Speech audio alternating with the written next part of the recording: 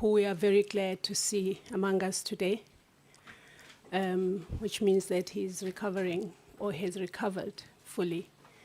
So you are welcome, Honorable Deputy Minister. We also want to welcome the Acting DG, Advocate Timani, the CEO and the Acting CEO of SASA and the Acting CEO of National Development Agency, the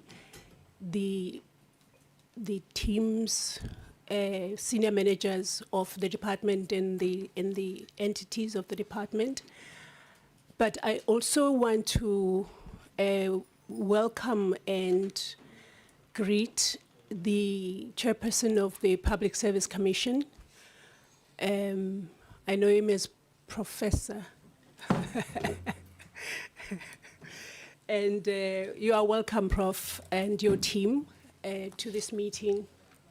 And the support for the committee here in Parliament. You are welcome, and thank you so much for organizing that we are here this morning. But honorable members, I also want to welcome and greet all our stakeholders who are here. We have the members of the media, we have I believe the members of the public, we have PMG, who is always here to record our meetings, and any other stakeholder who is among us this morning. You are welcome to this meeting. Before we start in earnest, I would like us to just take one moment of silence for prayer or meditation. Please, members and colleagues.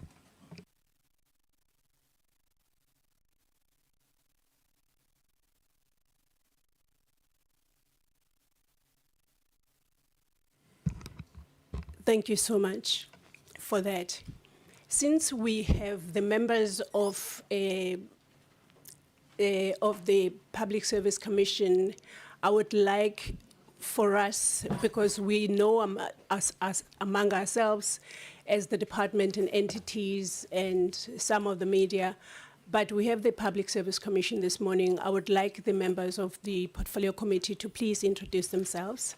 And we also have been we are welcoming very warmly our new member of the Portfolio Committee, who is from the African National Congress and is replacing the Honorable Munyai. You are most welcome, member. You will introduce yourself as we go around introducing ourselves. My name is Bridget Masango, and I have the honor of chairing this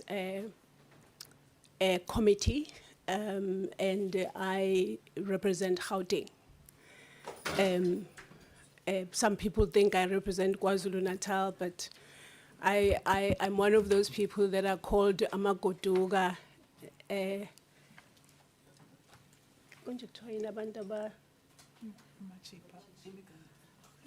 I'm an internal immigrant. Okay, over to you, Honorable Sharif.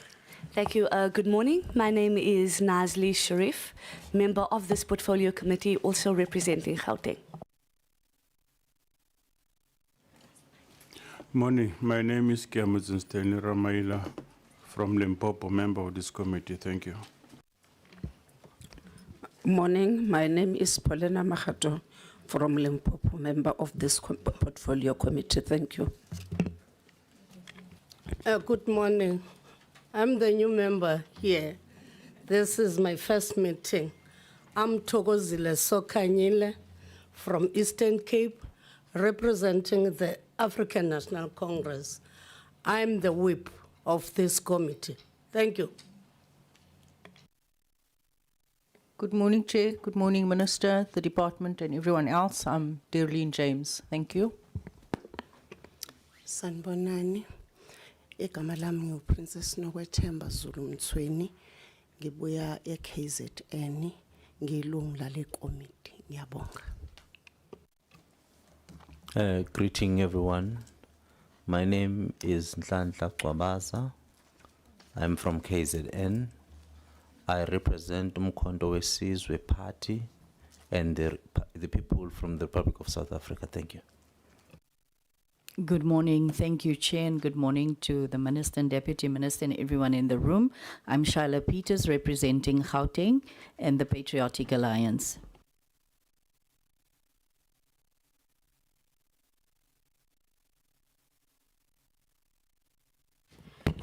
Good morning. My name is Honorable Christina Tong. I'm from the Northwest Province, representing African National Congress in this committee. Thank you very much.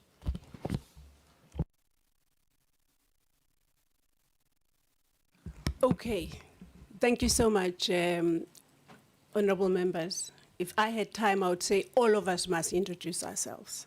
But I know that we do not have time. We still have a house to go to this afternoon. And we have the agenda to go through, which Lindiwe will take us through. Thanks, Lindiwe. Thank you very much, Chair. Good morning to you, Chairperson, the members of the Portfolio Committee, the Minister, the Deputy Minister, and the Chairperson of PSC, colleagues as well, and stakeholders that are in attendance. Chair, my role is just to take the committee through today's agenda so that they can consider and adopt it. Chair, today is the 6th of May, 2026. This committee is constituted in terms of the National Assembly rules. Chair, the first item for consideration is the welcoming by you, Chair, and then we'll be confirming the members and officials. Chair, already the members have introduced themselves.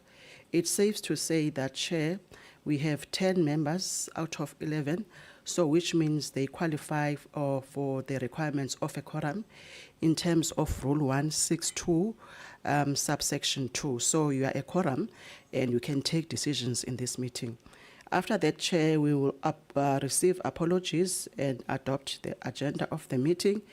Thereafter, the Minister will provide an overview, and then after the overview, we'll just proceed to receive a comprehensive presentation from the DST covering the forensic investigation on departmental appointments, also a report on investigation by PSC on the ministerial appointments. Chair will also receive responses to media reports on violation of Public Service Act, as well as on alleged irregular appointment on the Minister's food aid. Chair, after this item, the committee will be given opportunity from 10:30 to 11:30 to deliberate and receive responses thereafter. From 11:30, Chair, to 11:50, we'll receive a brief presentation from the Public Service Commission on the investigation report. From 11:50, Chair, to 12:45, the committee will also deliberate and then will receive responses from PSC. Chair, from 12:45, this is an agenda item that was deferred from our last meeting. We will consider and adopt the draft first term committee program from April to June. 12:45, Chair, to 1 o'clock, you will provide your closing remarks, and we assume that by then this meeting will adjourn. Over to you, Chair, to facilitate the other proceedings. Thank you. Thank you, Lindiwe. I would like to ask for the adoption of the agenda, please, from the members of this committee.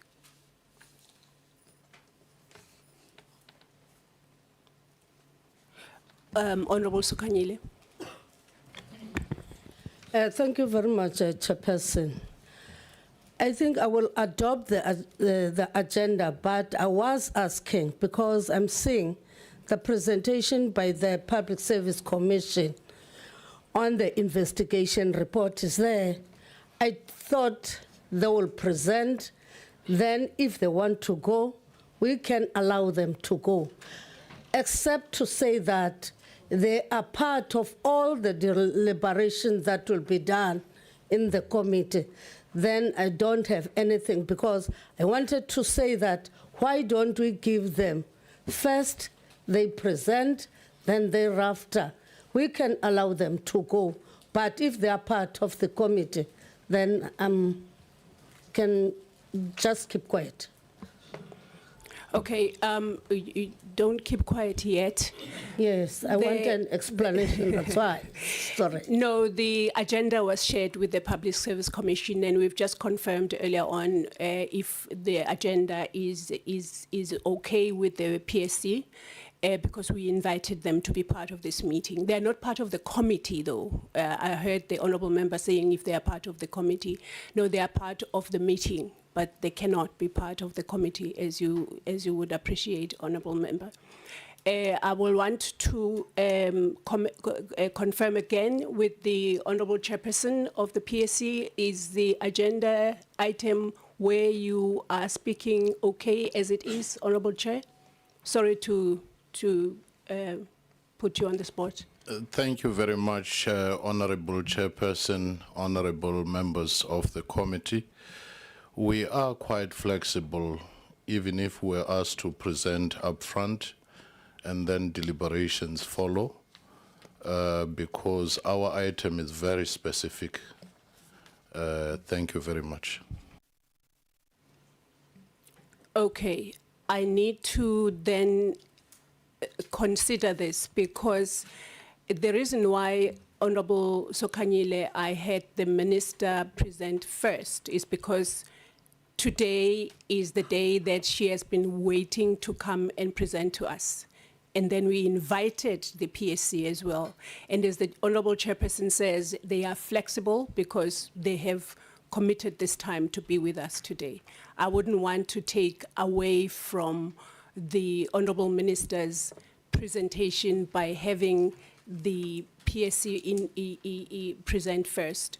Do you have a follow-up to that? No, Chairperson, I was going to say that if they can present and then we deliberate, then we give the minister thereafter. I'm having that.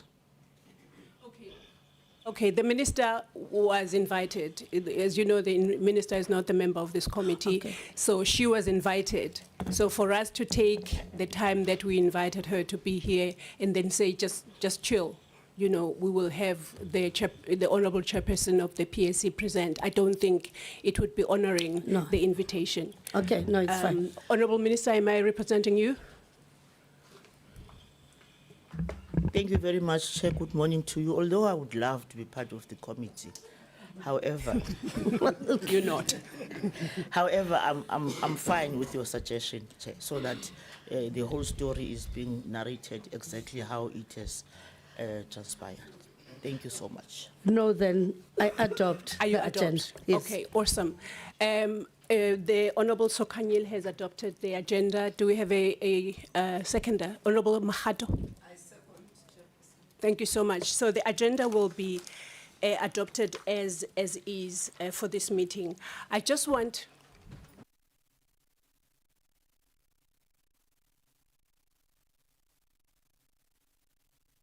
Chairperson, thank you very much, Chair. I just wanted to, just raise my concern, Chair, that this is the first time I'm seeing this presentation. And it's a pretty long presentation, and it would have been beneficial if we had received it in time so that we can interrogate it and really go through, and I'm talking about the specific presentation by the minister, because I just went through it now, and there's quite a lot of important information here that I really had hoped that we had received it sooner so that we can apply our minds to it. That's the first one. The second one, Chair, is we also haven't received the PSC report. Now, I am aware that it's a draft report. However, it is a very important report. And again, it would have been important for us as the Portfolio Committee to be able to have that information so that we can interrogate it, so that when we come to this Portfolio Committee this morning, we come ready with information and with questions. Unfortunately, it now puts the Portfolio Committee on the back foot because, one, we have to take this information in very quickly without properly going through it. And two, it doesn't give us the opportunity to really prepare and ask the questions that we need to ask, because like I've said before, Chairperson, essentially the role of this portfolio committee is to hold the executive to account, and it's also to do proper oversight. And in order to do proper oversight, it's imperative that we get documentation in time. So, Chairperson, with that, perhaps you can just let us know what exactly happened, why we didn't get the reports, and what the way forward is. Thank you, Chair. Thank you, Honorable Sharif. The answer to your question came in when you described the report as a draft report, which means that it's not a final report that can be publicly shared. And so the presentation by the minister is based on that report. So we had to come here to this meeting and share and hear the presentation by the minister so that we don't come already having maybe shared the report, which it should not be shared as far as I know. And so that is why the minister was advised that when she wanted to find out what then does she do, because this report is not final, and then she was advised that the presentation can come with her, present from it. I mean, we're starting, if all things go well, we're starting at 9:30, at 9:50 until 10:30. I would really ask that the honourable members follow the presentation and read the presentation as it happens and make their notes. I mean, it has happened before that we get reports as we sit in this meeting. I apologize if that consideration was an ill-considered one, but the fact that the status of the report itself is such that it could not have been shared in advance and the presentation is based on it. So you have, the minister has extracted information from the report that is draft to make this presentation to us, because as I will be outlining here, this report, it has taken longer than we expected. And I'm about to, if you just give me 2 seconds, to outline and contextualize this meeting and the fact that it happens today, Honourable Sharif, with your indulgence. So, honourable members, honourable minister, and honourable DM, and the honourable chairperson of the PSC, and all the colleagues in the room, I just want to contextualize this meeting. And the honourable Sharif has mentioned very rightly that on issues such as your APPs and your strategic plans and all such things, we make a point, and the department makes a point of providing those reports in advance, because the members need to go through these reports and ensure that they are putting their questions in advance. But this, just to, as I say, to contextualize this meeting, the committee content advisor and the committee secretary prepared, I asked them to prepare these notes for me, that the topic for discussion is on the media reports on matters pertaining to media reports on ministerial and departmental appointments at the Department of Social Department.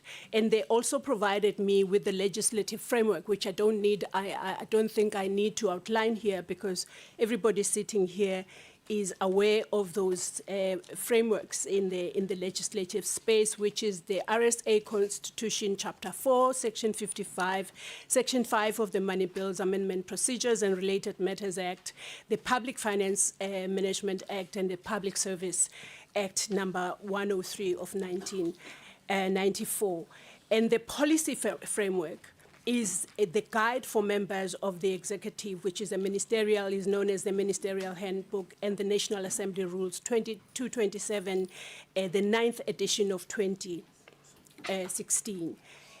The issues for consideration by the committee today is the Ministerial Point 4.1 is the ministerial and departmental appointments at DSD.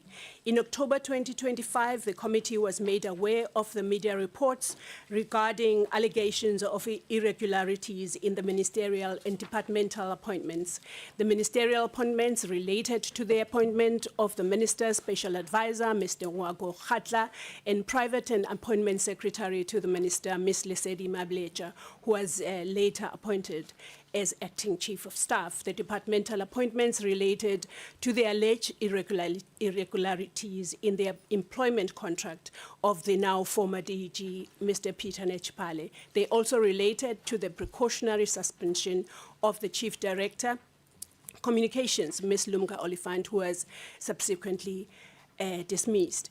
Regarding the employment of the former DG, it was reported that the contract reflected a 5-year term contrary to the 1-year term granted by Cabinet. Regarding the appointment of the special advisor, it was alleged that he had a case of double dipping when he was employed at the Department of Women, Youth and People with Disabilities, and he failed to declare that when he was appointed as special advisor.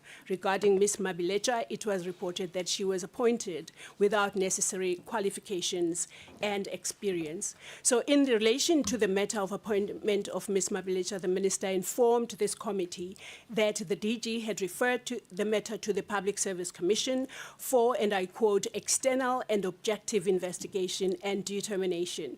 Regarding to the employment contract of the former DG, she reported that, and I quote, the letter erroneously stated the term of appointment as 5 years instead of the 1-year approval granted by Cabinet.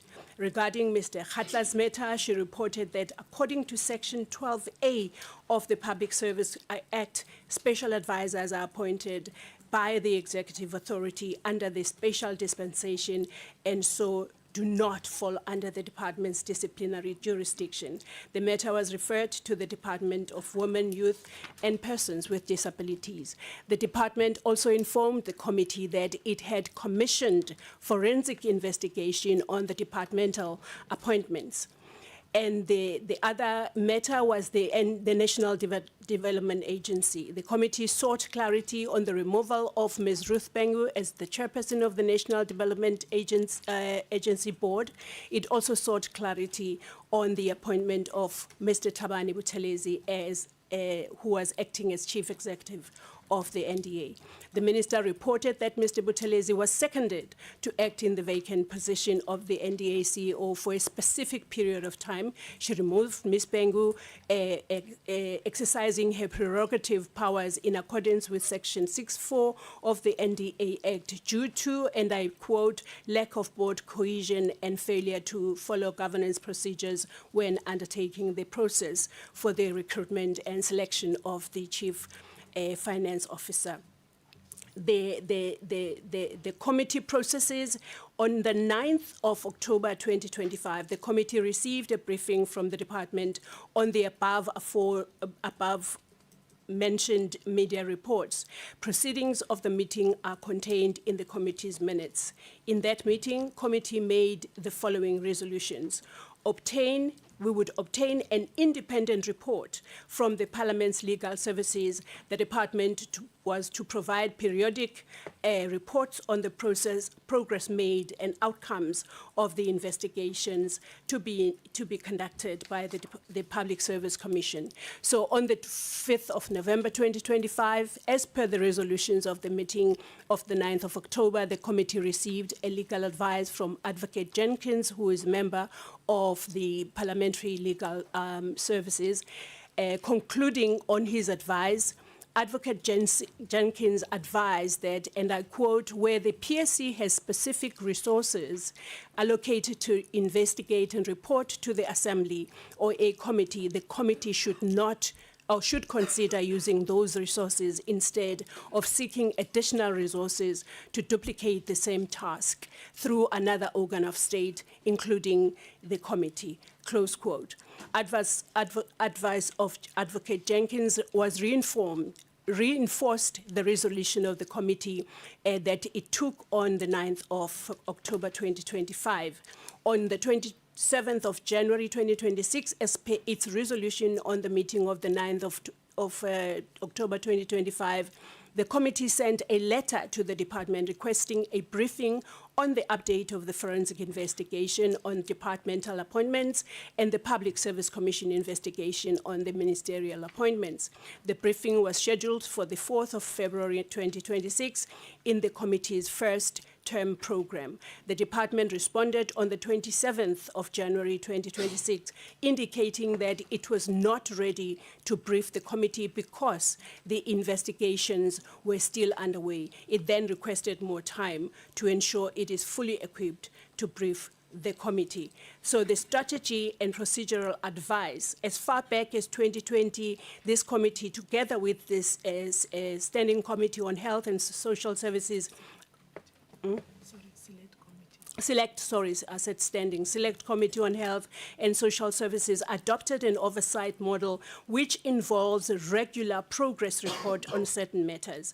At the time, the two committees conducted stringent oversights over the department's COVID-19 interventions. In 2021, the committee adopted the same oversight model when it was conducting oversight over the department's implementation of the North Gauteng High Court judgment, including its deadline to resolve challenges in the foster care system. In 2023, 2024, 2025, it deployed the same model when it conducted oversight over SASSA and Postbank payment challenges, alleged weaknesses on the SRD grant application and payment systems, and card swap from SASSA Gold Card to Postbank Black Card. For example, also, this includes the committee also requested the department to respond to the report of the 3 million rand in New York that was allegedly spent in New York.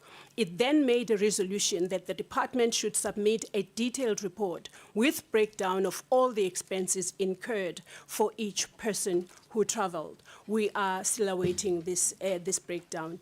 It is the same oversight model that the committee resolved to follow on the meeting of the 9th of October 2025, which is being implemented as we speak. This model has proven to be an effective oversight model. It is therefore advisable that the committee continues with this oversight model unless there are new developments, such as an investigation, findings, and recommendations of an independent state organ, as indicated otherwise. So, colleagues, I prepared this note so that I contextualize why it has taken so long. Because even with the media, they have been saying to me, but what is taking you so long?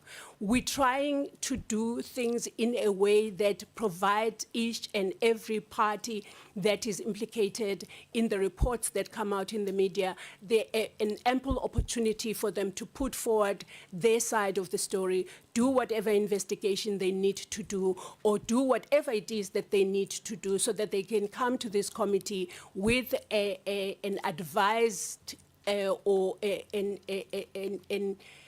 an informed, if you like, and substantive information for this committee so that the committee can take the next step on the basis of that information.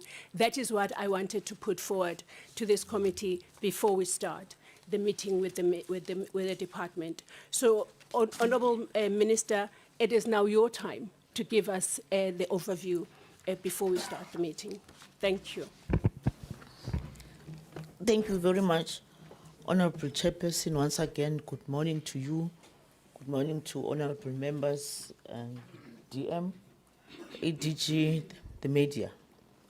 I must take this opportunity, Honorable Chair, to appreciate the opportunity presented to me by your good selves. Indeed, Honorable Chair, I committed to this committee in 2025 already that I will go back and investigate about the issues that were raised at the time, and I even reported to say, because as a department, indirectly, we could not investigate ourselves. Therefore, we needed an independent body like PSA to investigate. This was informed by the fact that the appointments that are under question were made by the department under the leadership of the DG. Therefore, there was no way we could have been able to have that kind of an investigation that will be quite acceptable. So this is why, Chair, I really want to take this opportunity and thank the committee. Chair, the process of engagement for me is to outline the status of investigations, the disciplinary actions, and the unwinding of accumulated governance weaknesses from what was picked up by the committee, by media houses, as we have correctly articulated. Chair, I must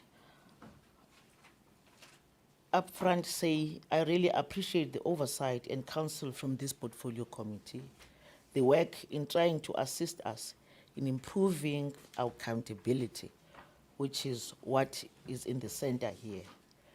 Chair, we also accept and support the rigorous public scrutiny that in fact might not compromise our formal administrative processes.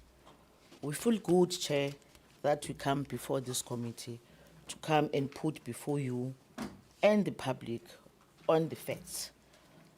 Chair, we also want, as you have correctly said, want to appreciate and thank the Public Service Commission that came in handy in making sure that this process unfolds whilst we did approach them. However, we got to be informed that they also took interest on the matter. And this, I guess, Chair, without having spoken to them, this became one of the most urgent investigations. We appreciate that. We don't want to imagine they are played on things that need to be investigated as a democratic state. We are also grateful to find this opportunity, Chair, to do exactly what I've just outlined. Chair, on the matters of consequence management, we do have a report, correctly as we have said. This is a provisional report. It does have provisional findings. I did receive this report on the 24th of March regarding the allegation of irregular appointments. Chair, we were given the right to reply, especially the implicated officials, including the former DG. This is the report that suggested that we should then give them an opportunity to make their own presentation on what is provisional findings carries, which is what we have done with all of them. Chair, the response was expected earlier. However, we couldn't because of the transition that we had when our former DG left the department. We received a new DG, a new acting DG, which is here with us today, which then assumed the office from the 1st of April, 2026. This, Chair, created some delays in responding into these pertinent matters. And as such, we requested the PSC to give us an extension until the 14th of May, where we can then conclude all that we needed to do. I can safely say, Chair, we have done that. All of them have sent back their own presentations, which we think we can make it and conclude before the 14th of May that we have requested as an extension from the PSC. Chair, on the follow-up on disciplinary processes, those will be finalized upon the receipt of the final PSC report. Chair, I must not get involved on the appointments of officials, but you would know, and the committee members are aware, that that is the responsibility of the Director General, which was the case, it is still the case even now. So the process of investigation that is dealt with by the Public Service Commission, for us it ends here until we get that report, where we'll then say, what then do we do? And we must say, Chair, from the onset, we will act where we would have been advised to, so that we deal with this matter and remove this perception that there are elements of corruption or anything of that kind. we are still committed to do that. Chair, you would also know, members would be aware of the issues of the 2 vehicles that were donated. The matter, Chair, came before us as a parliamentary question. This parliamentary question, Chair, was sent by one of our honorable members. As per the norm, I responded to the parliamentary question, and Chair, in that question, I made it very clear that the cars were meant for the ANC Women's League, not me. And this is why I did not declare them. I guess there's a perception that I misled Parliament. However, I want to reinstate that I did not mislead Parliament. The matter now, Chair, has been deposited to the Ethics Committee, which I have deposited my own affidavit to the Ethics Committee. The matter is now at that point, which I will request that we leave it there until it has been concluded at that point. About the Women's League, that's a political matter. I guess the political organization is dealing with the matter. About the food aid, Ms. Noma Tamsanga Kuhlane. Chair, Ms. Noma Tamsanga Kuhlane was employed as a temporary food service aider under Regulation 57(2) of the Public Service Amendment Regulation. Chair, on this salary that was split in 2, I can categorically state that Ms. Kuhlane was employed by the department in the official residence in Cape Town. When it comes to the payments to the daughter, Chair, I have no knowledge of that because Ms. Noma Tamsanga's salary came straight from department to her bank account. Ms. Noma Tamsanga, Chair, got ill when she was appointed, and you got to realize that I was reported that she's unable to stay in Cape Town because of her state of health. She was then told that she had to be in Eastern Cape. It is when she was in the Eastern Cape, stayed with the daughter, that between the 2 of them, they had their own arrangement, which I was not aware of. I am still not aware of. When I asked Kanyisa, my daughter, she had no knowledge of that, except for them having to stay together, share things between the 2 of them, which I have no knowledge of. Ms. Noma Tamsanga, like everybody else, was supervised by the Chief of Staff in the office of the Minister. Chair, about the former, okay, we parted ways with Noma Tamsanga out of her own request. She requested that because she had an illness of uktwasa, she got to realize that she was overwhelmed. She had to go. She requested nicely to be released, and she was released as early as last year already. About the former house aide, I want to say, honorable member, my biggest apologies. There were no formal contracts for these payments, and funds were transferred privately, I'm got to be informed, rather than via departmental payrolls deductions. As I have already indicated that she left because she needed to pursue her ukutwasa, like she got overwhelmed when she was in the employ of the department through my residential place. Chair, if I may talk about the precautionary suspension and dismissal of former Chief Director, Ms. Lumka Oliphant, and former Chief of Staff, Ms. Sanele Simons. The 2 officials have been dismissed. At the moment, their matters are currently under arbitration. This is how far I can go about those 2 ladies.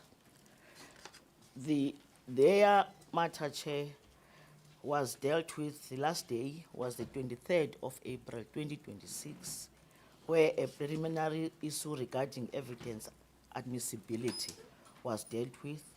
I can safely report that the witnesses have testified on human resource processes for ministerial staff recruitment in line with the Ministerial Handbook.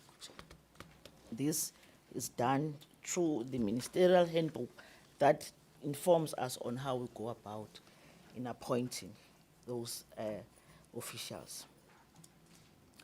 Chair, the committee will recall that there were parliamentary questions on the DG's actual term of office. This also came through a parliamentary question, wherein one of our honorable members asked a question on what was the DG's contract. We responded to say DG's contract was a 1 year.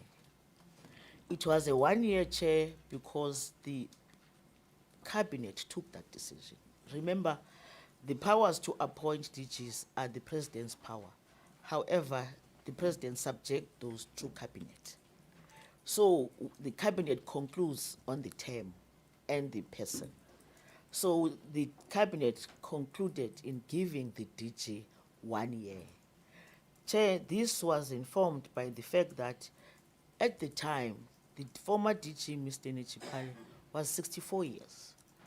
And the government have taken a decision to offload voluntarily those who are 60 and above and allow those who are 65 to move out. And Mr. Nechipale was to be affected by that.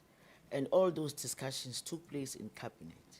And the 1 year contract was given to former DG, Mr. Nechipale. Chair, I was part of that cabinet. Because in my mind, I needed 5 years. Because I came, when I joined the department, Chair, I came before this committee and assured the committee that I am committed to stabilize the department. This was informed by the fact that I joined a department in 2024 that had an acting DG for more than 5 years. And I joined a department that had, out of 6 DGs, 2 were permanent and 5 were acting. I joined a department, Chair, that had a CFO that was acting for more than 3 years. I don't want to articulate the rest of positions below the DDG because automatically you would know if your DDG is acting, surely your chief director will be acting because the chief director would have made to act as a DDG. So for that reason, I found that and I came through my APP and budget as vote. I committed that I'm ready to make sure that I stabilize the department by making sure that the priority is to appoint the DG, also to appoint the CFO, as well as the strategic position, especially those that were budgeted for. I also committed to say, I found a department, Chair, that its structure was not confirmed for more than 8 years. So I found that department, I made sure that as we speak, the structure has been confirmed by DPSA. We have now a fit-for-purpose structure because we subjected the old one to the DPSA as according to the law that governs us. So, Chair, this appointment of the DG for a year was a little bit concerning. Hence, I had to went and personally brief the DG to say, we have this outcome from the cabinet, you got 1 year. Chair, going forward, as I have just narrated that the question came from the honorable member, just respond a year, again the question came, responded a year again. Then the question came for the 3rd time that I am misleading Parliament. I needed now to go back and relook at the actual question because from where I was seated at the time, I was part of the cabinet that took a decision. I personally briefed the DG because I needed to, because the cabinet was going to pronounce itself, but it was a little bit more human for me to talk to DG closely. So the question came once, came twice, 3rd time, I then had to look at the question. I called for the actual contract. It's when I put my eyes on the contract that the contract was then suggesting that DG was given a 5-year contract. That took me by the biggest surprise. I called everybody in to say, here is the contract. The biggest anomaly was the contract had my signature. It carried DG's signature. It also carried the PAs, 2 PAs of the DG. Because, Chair, it was a huge concern, I then called upon the then acting DDG to assist me and take the matter for forensic investigation, because my signature was talking against the cabinet's decision. I subjected that report, that contract, to that forensic. The preliminary report gave me an indication that my signature was an electronic one, which then wanted me to further investigate on how did it happen that my signature was attached into that. And Chair, I'll speak on what then came out as those just indication of the forensic report that indicated that when we look at it, indeed, DG signature appeared. Chair, because it's the PSC, that is Department of Public Service Commission, that has a responsibility to craft the contract of DGs and load it into the system. It is in fact their responsibility. I mean, DPSC, I'm sorry. I'm sorry, DPSC. I speak about you more than anyone else. My apologies, Chair. I'm not implicating you in any way. The Department of Public Service Commission. I wrote to the minister. Yes. I wrote formally to the Minister Buthelezi, asking him about this. We spoke closely. He said, it's an error. I then said, because it's your error, so take responsibility.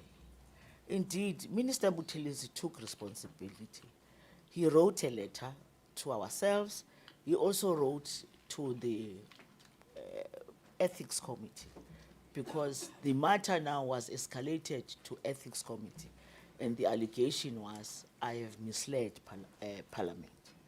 He wrote the letter and indicated that it was erroneous that the DG's contract was written 5 years instead of 8. So this is the story about the DG's contract. His contract was forever a 1-year contract, and this is why today, Chair, we don't have it in the system, because his last day in the department was the last day of March 2026, because his contract was a 1-year. Chair, in the process of stabilizing the department, the matter of DG had to be looked closer to find out exactly what went wrong. The report that I got, Chair, point to the DG. It point to the DG. Because of those allegations, I had to do something, because I was misled. The people of the Republic were misled. The cabinet decision was undermined. Because I don't have powers to take DG for a disciplinary process. However, I had to write to him, having received the report, for him to make a presentation on why I must not take him into a disciplinary process. This question, Honorable Chair, was to then inform my step going forward, to say, what do I then do after DG have made his presentation? He did make his presentation in trying to explain whatever it was the question. The unfortunate thing, the DG's letter was leaked. His letter was leaked, And the impression that was created at the time was that I'm taking DG for a disciplinary process, which was not the case, Chair. I was asking a question because that responsibility lies with the president, not me. I then went to go and consult the president. I was advised properly. I then followed that process. DG made his presentation. We were satisfied with his presentation. We then said, let the report be concluded.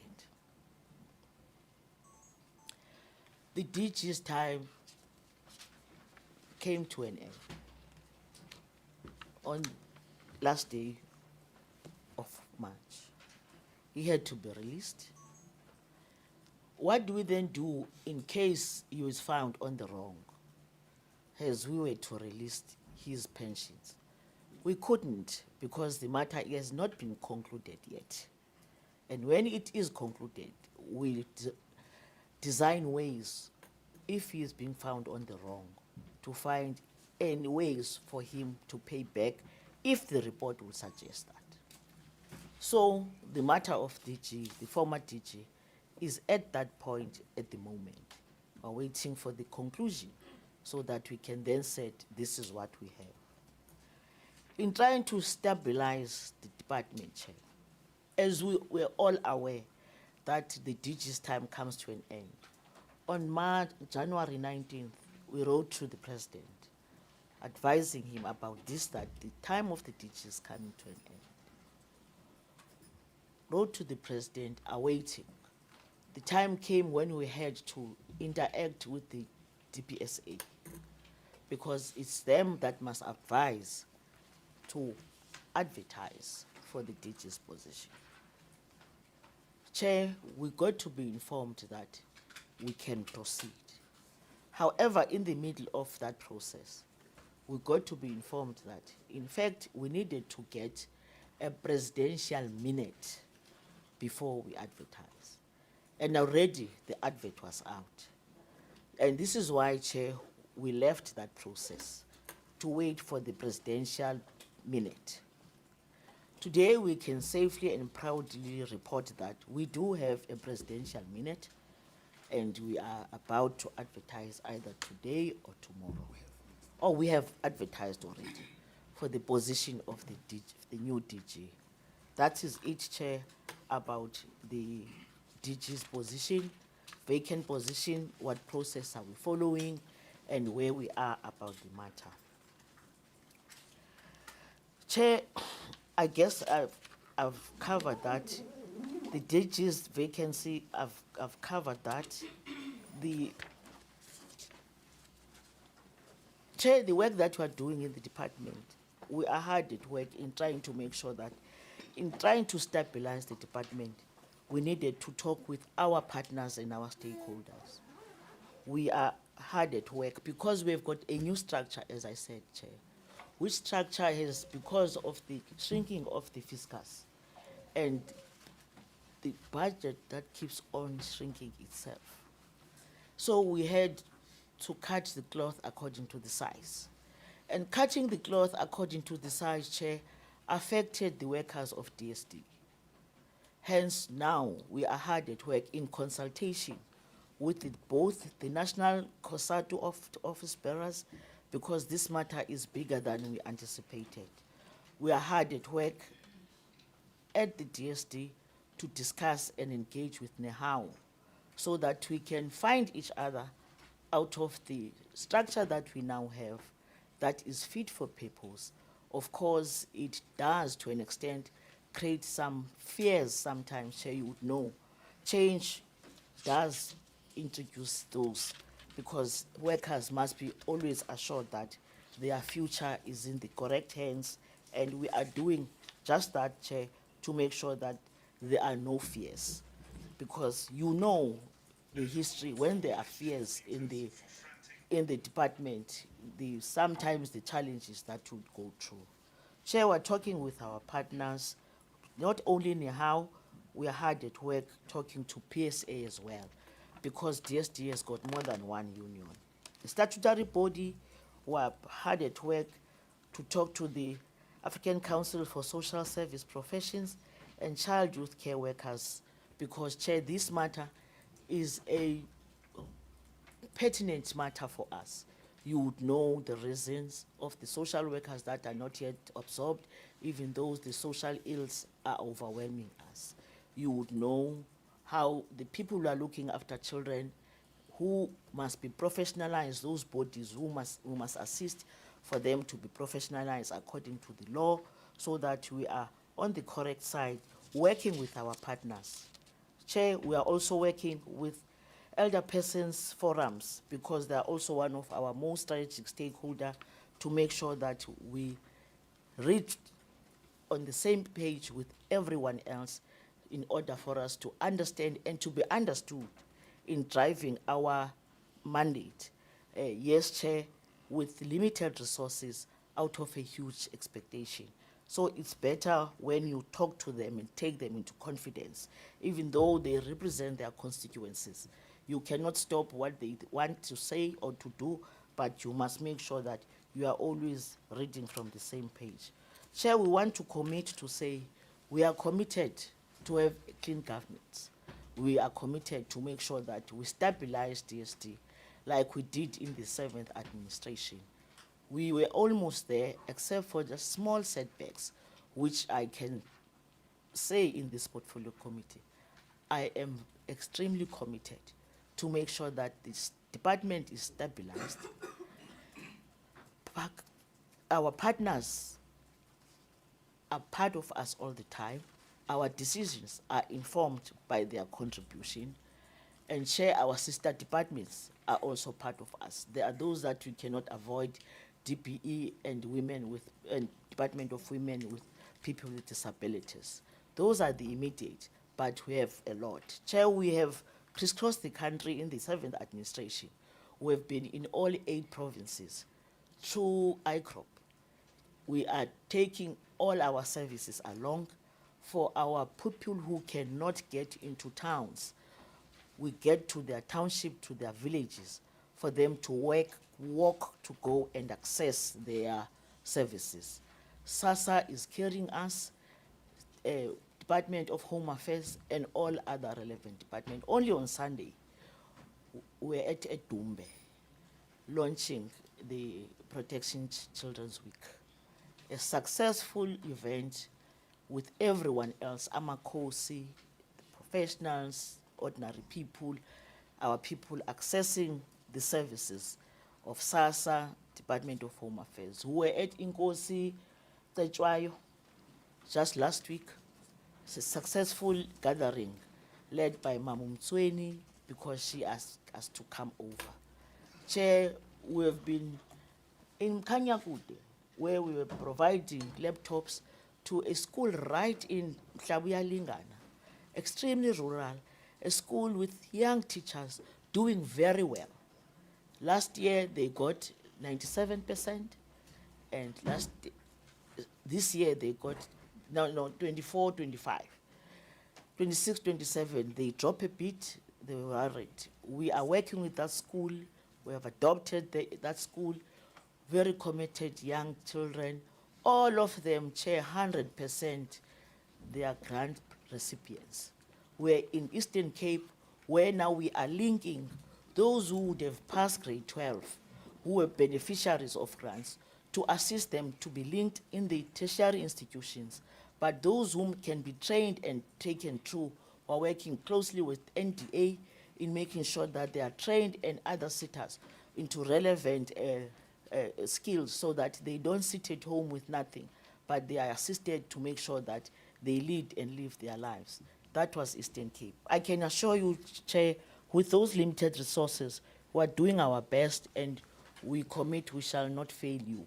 We are hard at work. We'll come back to the committee to come and present our progress report on the audit findings as per our program according to 2025-26 AGSA. Already, Chair, we have spoken to AGSA about 2025-26.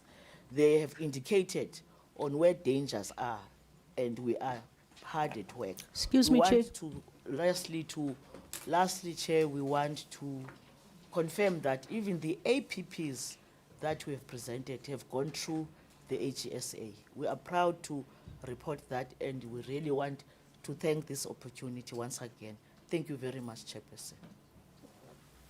Thank you, Honorable Minister, for that presentation on the progress reports on what the committee had asked you to come and brief us on.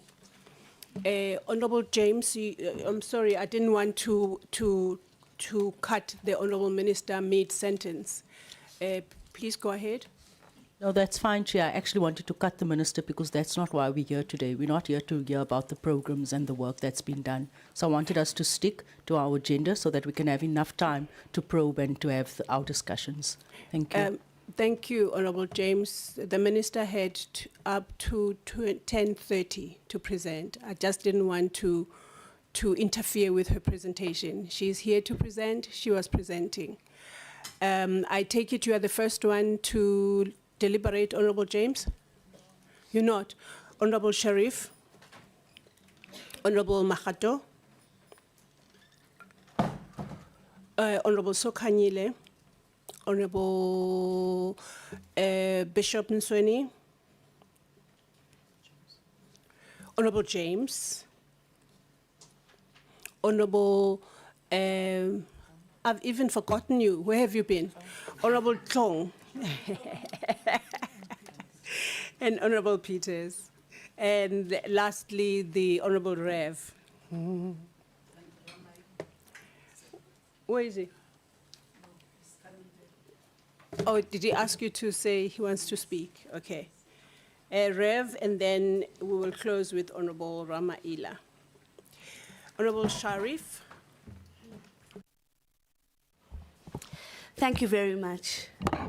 Thank you very much, Honorable Chairperson. Chair, thank you to the Minister for providing her. Chair, you must forgive me, it's a little bit difficult. I have a lot of things happening with the mic, so I'm just going to move my stuff around.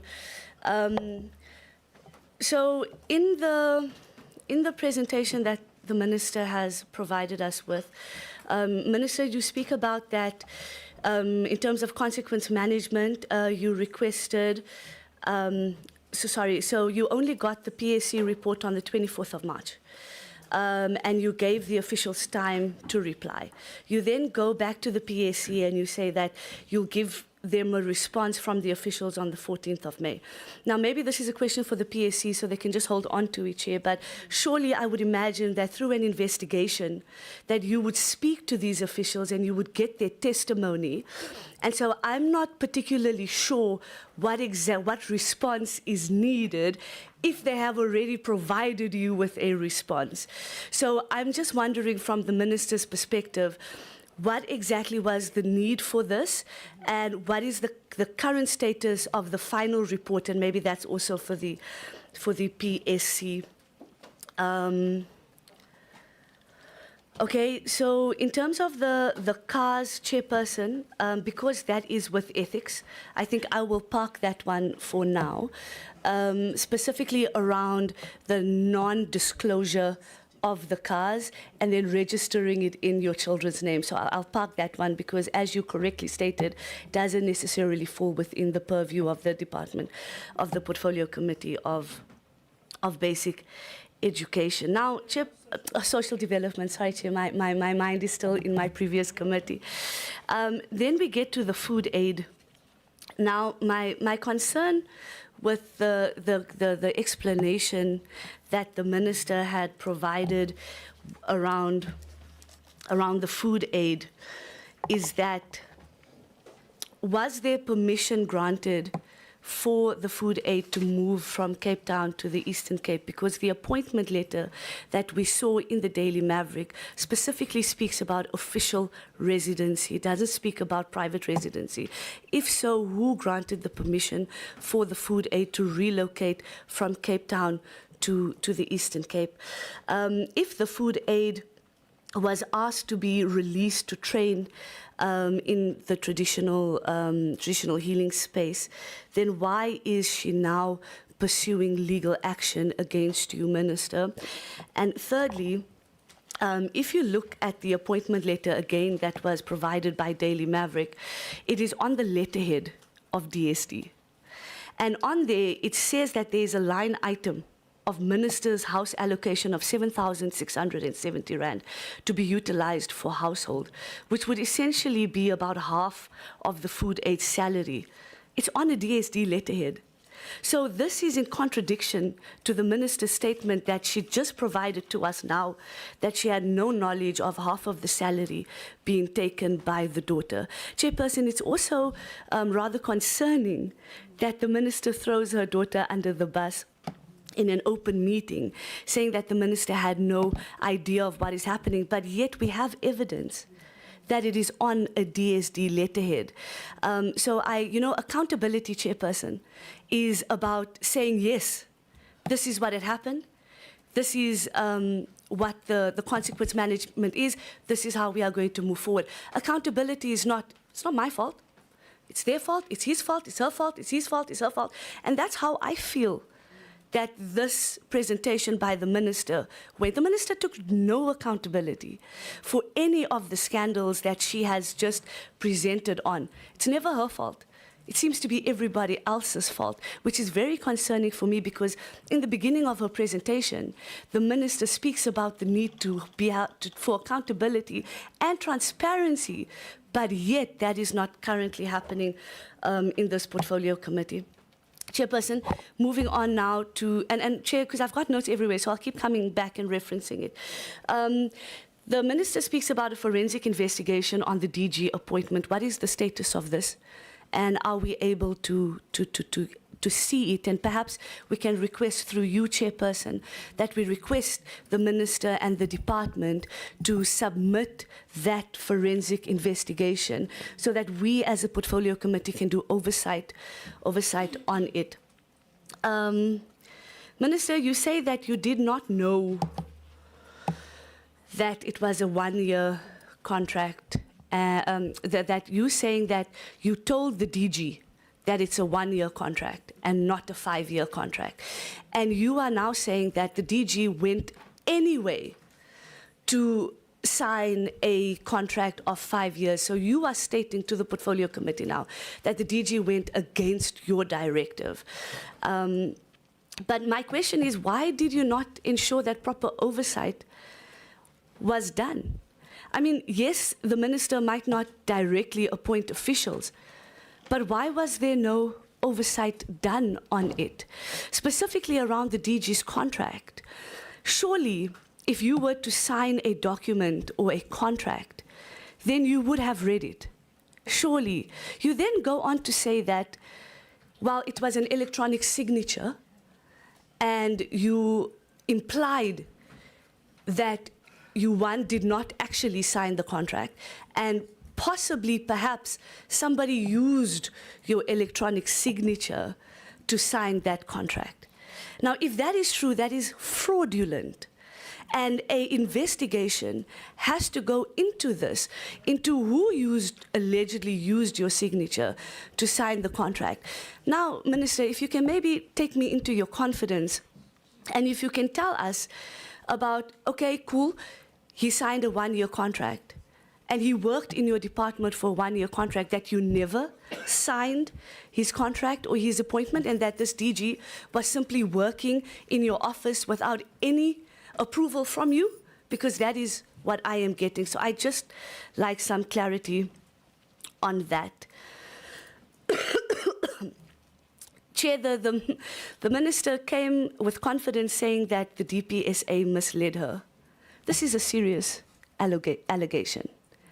And I think it's important, and maybe this is an opportunity for the PSC, and through you, Chair, that the committee requests another investigation, or rather to add to the investigation around this, because the allegations, Chairperson, that the minister has given is pretty big. She's talking about fraud, she's talking about misrepresentation, essentially being lied to. And this is a very serious allegation, specifically for the public administration.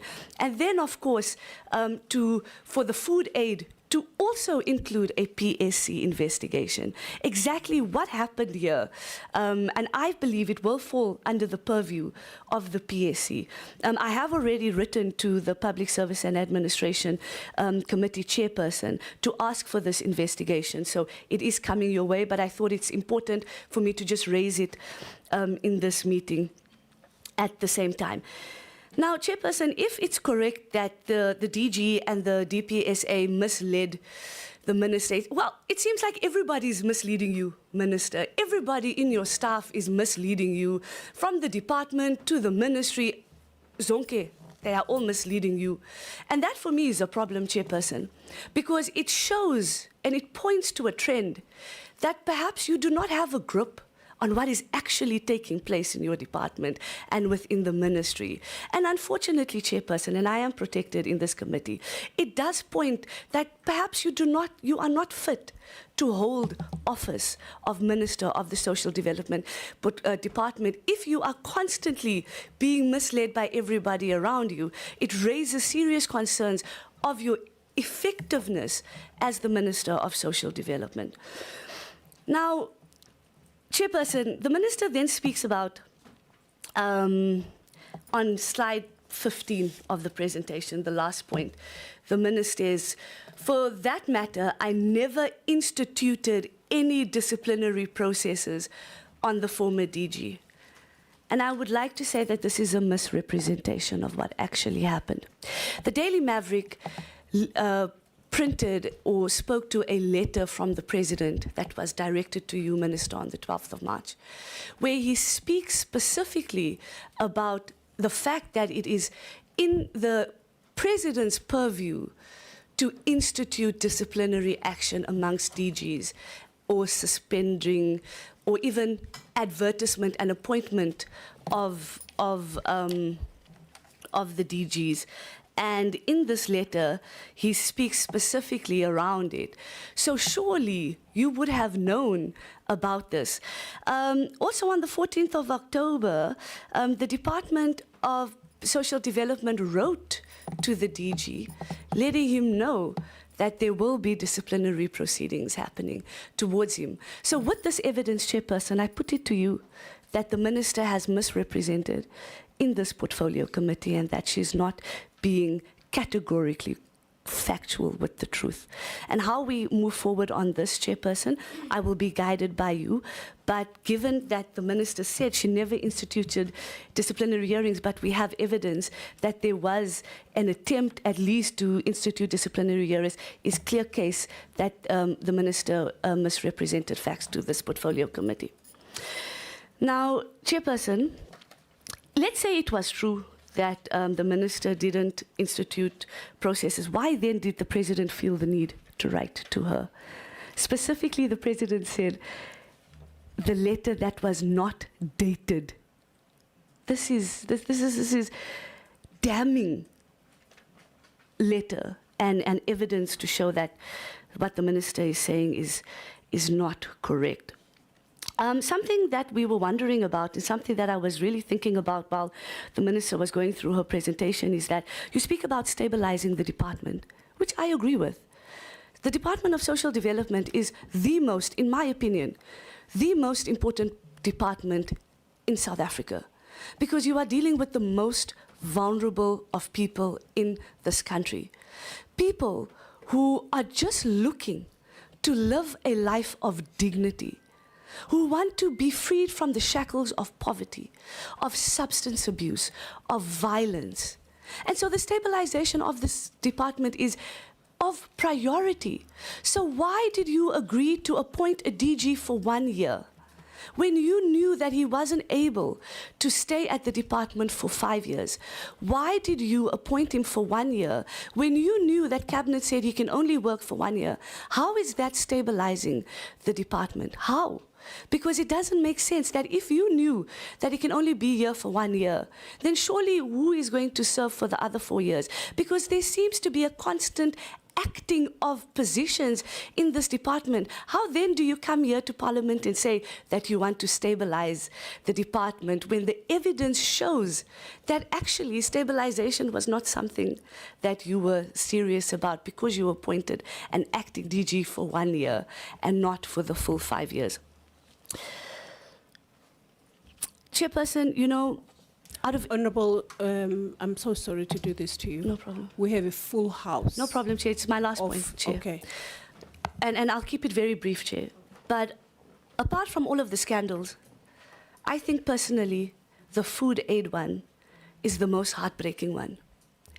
Because you come here and you say, it's not my fault, I didn't know, it must be my daughter, it was between them. When you take people and you employ them, you treat them with respect. You treat them with the dignity that they deserve. And to force somebody who had just gotten an opportunity to improve their lives and to improve the lives of their family and take half of her salary, it is unacceptable. It is unacceptable. This department is meant to protect the most vulnerable, protect women. But you did not do that. You put this woman in the firing line and she was forced to pay money back into your pockets. Chairperson, that is not okay. It is not okay. Thank you, Chair. Thank you, Honorable Chair, Sheriff. before we move to the other speaker, I did not want... I can't hear you, ma'am. Just put your mic here. Just get closer to your mic. Thank you, Chairperson.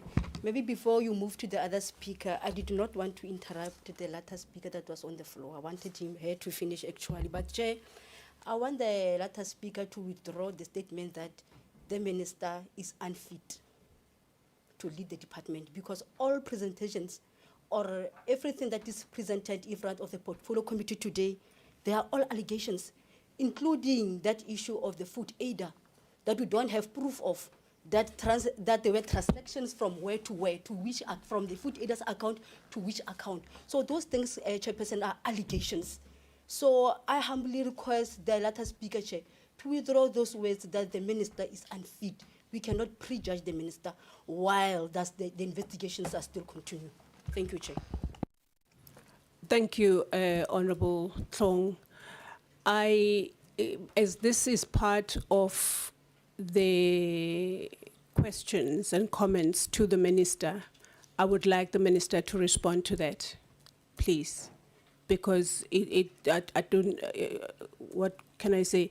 It's not a speech that is not going to, nobody will respond to. It's a question, it's a deliberation. The deliberations will prove you right or wrong, because the minister is going to respond and she's going to set aside whatever it is that is being said to her that is not right. So I would like, because you heard her saying that she's protected in this meeting, and she is. Honorable Makato. Thank you. Sorry, Honorable Makato. Honorable Ramaila. Thank you very much and good morning. I was just wondering, because in the minister response, he also mentioned the PSC, and we haven't as yet received the report from the PSC. And wanting to reference to that, it's going to be difficult for one to do that before receiving that report from the PLC. And because once the minister is finished and the PLC comes report, would want to go back to some of the issues that the minister would have raised that are also reflected in the PLC. I don't know, wouldn't it be better for all of us to could have received the presentation from the PSC, so that as we question the minister, we are also referencing that report? Thank you, Chair. So what you are saying is that should we not rather have the presentation of the PSC before we deliberate? Is that what you're saying, Honorable Ramaila? That's my proposal, Chair. Thank you. or honorable members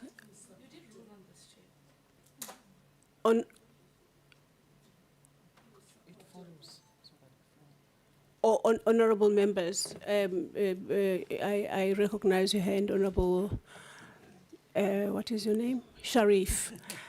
I recognize your hand, but even as you were questioning, you kept saying, maybe I should park this for the, and I have to admit that it speaks to the flow of the meeting. If we now have received the main presentation for the day, and then what is being referenced is the PSC. So if we get the PSC, I'm not saying you're going to ask 604 questions again, Honorable Sharif. If we get the PSC to ask her, to make their presentation, referencing the minister's presentation, we will then ask, a full-blown, from a full-blown position that says, now we have all the presentations before us, let's deliberate. Do you have a particular problem with that, honorable members, with that proposal? Yes, Honorable Reverend. Agree. Okay. For a minute, I thought you were Agree. going to be contouring me. Yeah. Chairperson, just for clarity, are you saying that we pause now and we go to the PSC? Yes. So, Chairperson, I don't have a problem with it. However, the PSC report is very specific on what the investigation is, whereas the minister gave a brief overview on many other issues that is not necessarily part of the PSC report, number one. And number two, Chairperson, when the whip of the ANC raised this, you had made a ruling. And your ruling was that we're going to deal with this first, and once we are finished with this, we are going to the PSC report. So I would ask you, if we stick to your original ruling, let's finish with this, because we're dealing with multiple issues here, so that we can focus, by the time we get to the PSC, we focus on this one. That is my submission, Chair. Okay, I want to take accountability, because I'm talking to Honorable Sharif, that I thought in my head, I thought that things will be clear-cut, and this is the minister's presentation, and then deliberation. But the first member to ask questions was already saying, oh, maybe I should ask this when the PSC has presented, which means that the fact that the PSC has not presented is even disadvantaging you in the flow of your own question, Honorable Sharif. So I'm asking very, very humbly that we take this proposal, because it gives some flow to the meeting that we are having. I know that you are very right that the presentation of the PSC is limited to part of the things that the minister presented on. But when you ask your questions, now you have nothing to wait for. You are just going full steam, and then you get the answers. In this case, I actually would ask the minister to be making notes as the PSC is presenting, so that when the questions come and they refer to her presentation and the presentation of the Honourable Chairperson, we have a full picture. That is what I'm seeing here, Honourable Sharif. Agreed? Okay. You are right, Chairperson. Okay. Sorry? Yes. The Honourable Chairperson of the PSC, I think you have to change seats and come this side, so that you are the members, because I can't see you even. And my ear and eye coordination is not good. When a person speaks, I want to see them as well. Sorry to uproot you in the cold morning.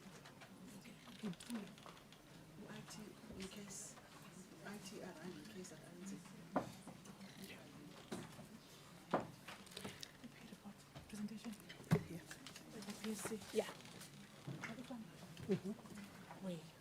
Yeah.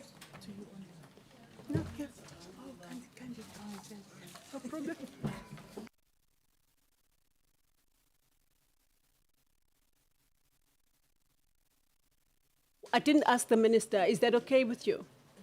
Sorry. No, thank you very much, Chair. Indeed, it's okay because Honorable Shireen spoke. She raised plus minus Issues 4 questions That refer to that PSC. refers to PSC. Okay. I think it's wiser to do it that Sure. way. Thank you so much, Chair. Thank you, Honorable Minister. Thank you very much, Honorable Chairperson of the Portfolio Committee, honorable members of the committee, Minister and Deputy Minister. I come here as the PSC leading a delegation. My name is Somadoda Fikeni, the Chairperson of the Public Service Commission, and I come along with Commissioner Ngwenya, who is a cluster commissioner in the national office focusing on the Department of Social Development, as well as Commissioner Ashley Sill, who is a resident commissioner in the Western Cape, but he is heading our legal oversight within the PSC. Can we see them, Honorable Chair? Commissioner Ngwenya, if you can show, thank you very much. Commissioner Sill, thank you very much. And we do have in the investigation team, Faith Mashiginya, if she can also show up. And we do have Fanny Harzenberg, can indicate. We do have Modiechi Maroleng, thank you. We do have Henrika Mochake, and we have our parliamentary liaison, Nozipiwo Gauza. Thank you. I just want to give a preamble before our chief investigator on the matter speaks to it. Having recognized everyone, including the media, the first one is to say that in our republic, when you look at the departments where most budget goes, is the departments where social security and social development programs are. That would be your education, health, and social development. The impact when those departments are malfunctioning is quite massive. As it was already stated by the honorable member, precisely because they provide for the most vulnerable. And also they're at the very core of the safety and the provision of dignity to our citizens. The word human dignity is mentioned from the preamble of our Constitution. It's mentioned in the Human Rights chapter, and it's mentioned several times.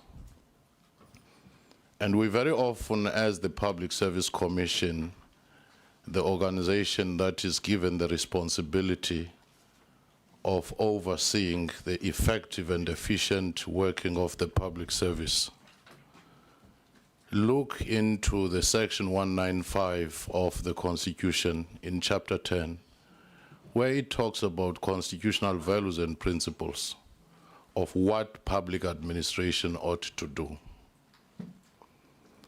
In this case, I'm afraid to say the investigation revealed multiple violations of that.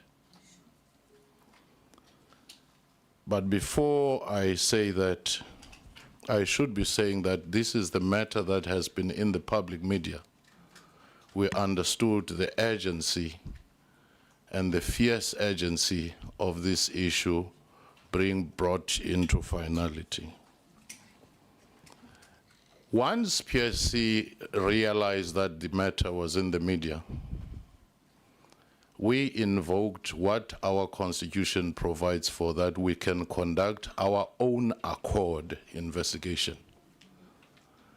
where even if no one asks us to do it, if we see the importance, we do that investigation.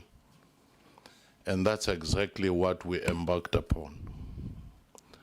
By the time we received a letter from the DG of the department, we had already taken a decision that this matter is worth investigating. So we were already underway. And I think we had already indicated to the department that is what we were going to do. So investigation has taken place, quite thorough. But the first thing I would say, we did not receive the full cooperation that was needed from the officials affected. We had to repeat some of the interviews. So I wish the minister good luck in hoping that the same officials will give any full response and cooperation, more so that most of them now have left the department. But for procedural fairness, we said when the minister made such a request, we will give up to next week for her to satisfy herself. However, we had thoroughly interviewed the affected parties. They were given a chance to respond. And we had also invoked external technical support in verification of some of the details, which I doubt within the department they would have that capacity. More so because by minister's own presentation, some officials have the potential of misleading her. So it can then be the same ecosystem that will assist her in the process. But once the 14th come, because practically the investigation is complete, just procedural fairness, give the minister, as we normally do, the chance to check. But once people are out of the department, the chances of holding them accountable sometimes tend to be very much limited. So as the presentation is going to be made, I also want to appreciate the committee understanding that constitutional bodies are an extended arm of Parliament, not allowing for duplication at times, because that tend to waste resources at times, takes time, and so forth.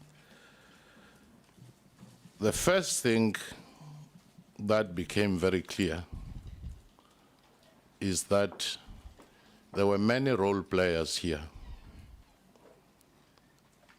and they seem to have coordinated in the embellishment of facts, including CVs. And also the misstatement of facts throughout, as the presentation will show. And I want to conclude by saying in this preamble, once the HR of a department is implicated, it often is an indication of a bigger problem, which is systemic. Therefore, even after the findings of this particular investigation, a closer look into the whole HR system of the department becomes very much important. Now, I do want to say that as the Public Service Commission, we are also in discussions with the Department of Public Service and Administration and other affected departments to say this idea of people resigning when findings are imminent should not become an escape clause for accountability, because the government is losing a lot. And also an integrated digital register of such cases, even when people resign before the findings come out, should be in place so that the next employer will have a full view of what is happening. So I will ask for the presentation on this investigation, which was quite comprehensive. And I also want to say that when we do not get cooperation and people tend to obfuscate information, we spend more resources, which are your taxpayers' resources. And in the end, we end up with the same findings. And that in itself, I think, is something worth noting in the accountability and oversight ecosystem. I'll now ask Henrika to present some highlights of this provisional report. Thank you. Thank you, Chairperson, and good morning to the Minister, to the members of the Portfolio Committee, to our Chairperson, and also the commissioners of the Public Service Commission and all the stakeholders in the building. As the Chairperson has already alluded to, the Public Service Commission conducted an own accord investigation into the appointment of Ms. Mabileja to the post of Private and Appointment Secretary. I'm very, very sorry, Ms. Hendrika. Are we not able to have the presentation connected? Gone. Okay. The members, the honorable members, I think, do you have these things? I'm so sorry for the other stakeholders, but we are trying to get help.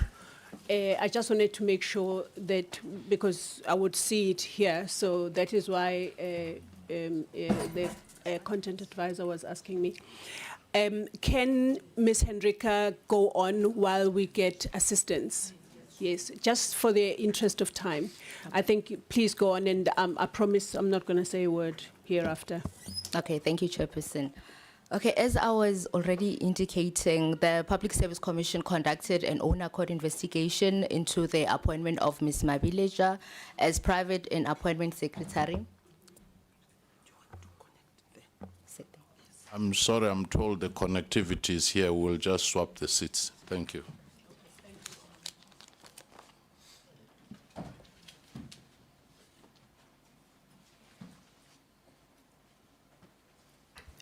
Yes, Honorable DM. Yeah, I was just wondering if the minister at least can't get a copy. Of? I believe the presentations, there are only a few. Oh, no, she can get mine. I'm sitting, Because the I'm minister doesn't flanked have by a people copy. that have copies. No, there are copies here. There's 3 copies in a space of less than, I don't know.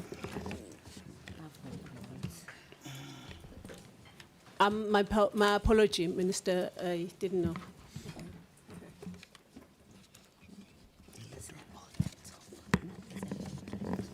And you, DM, your copy? I can peep on that one. Yeah, no, we don't allow honorable deputy ministers to peep. Please give it to No, yeah.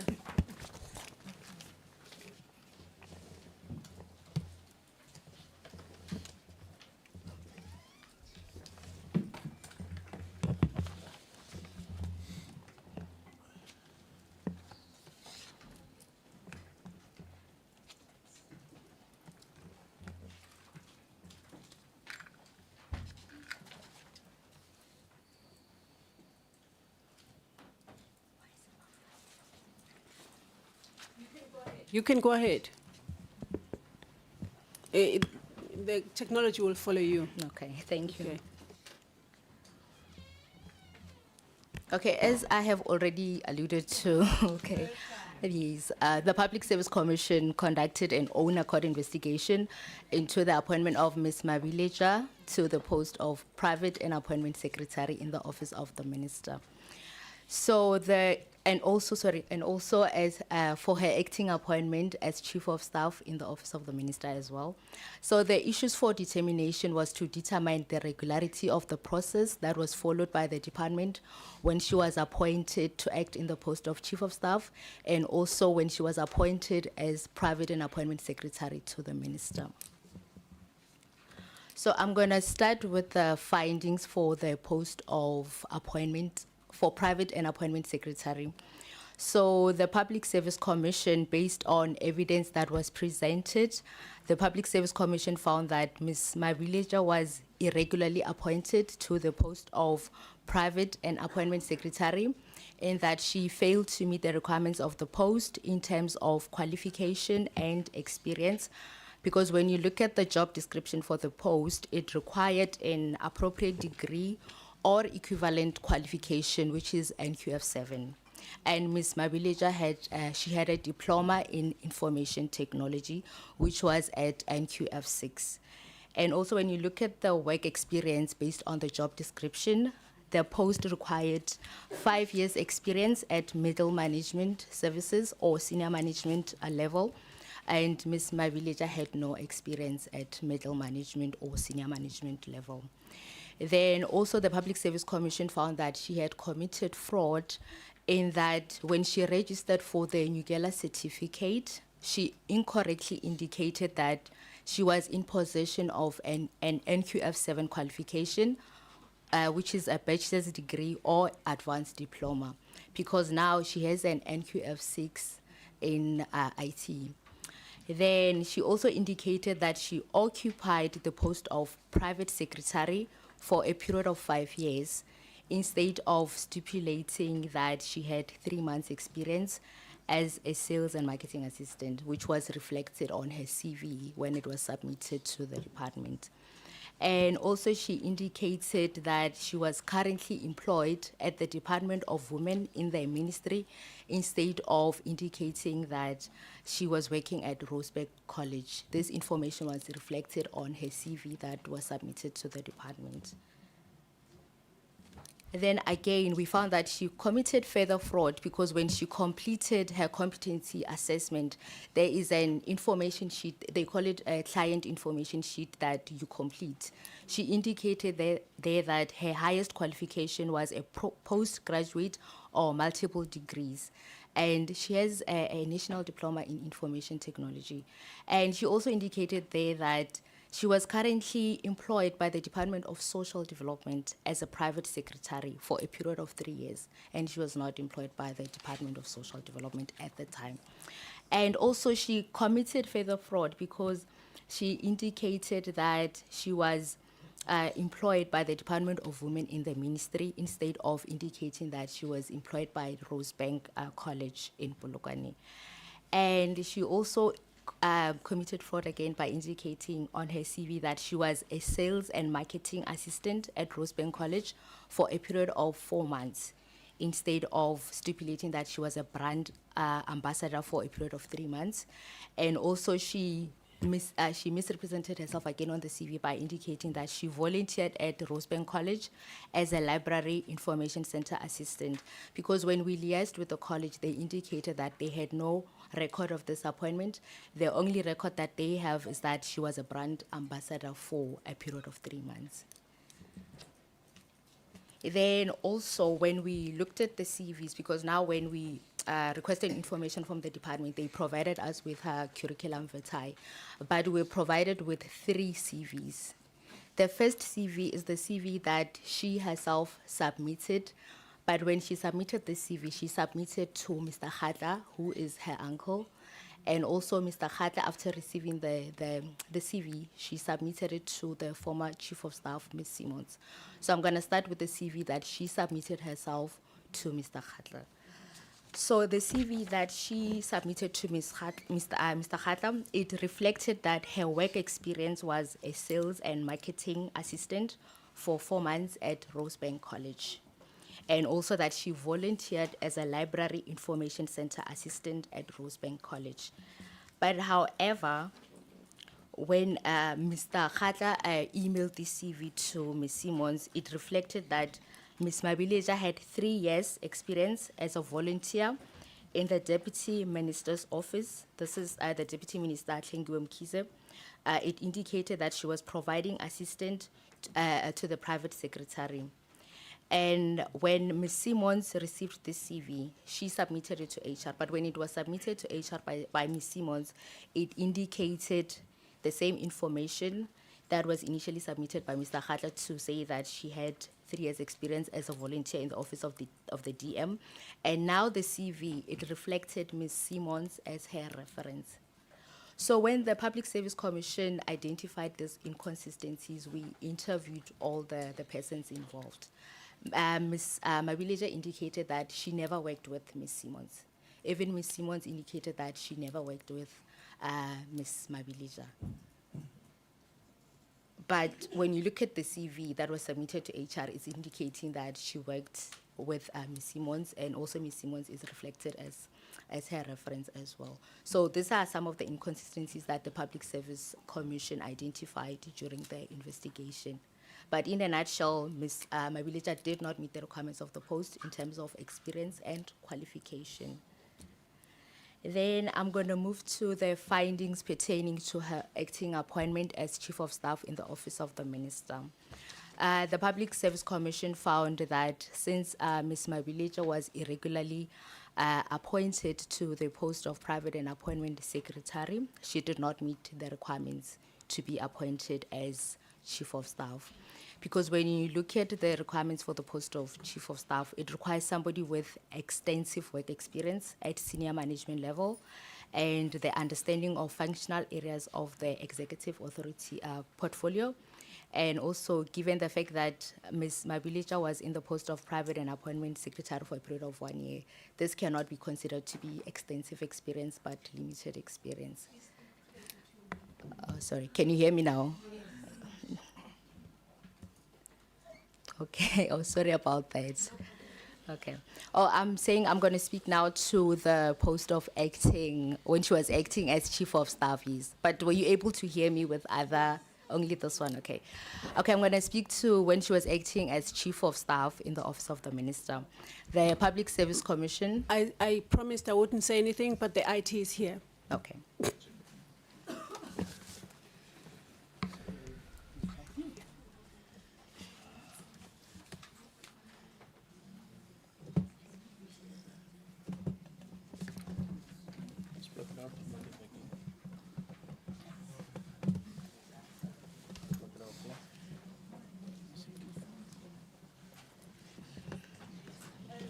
Honorable members and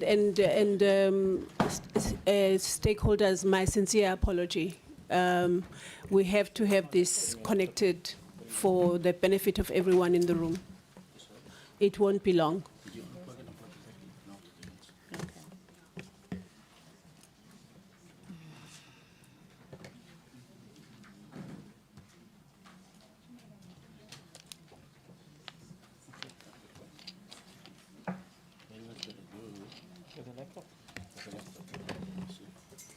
This is an old laptop.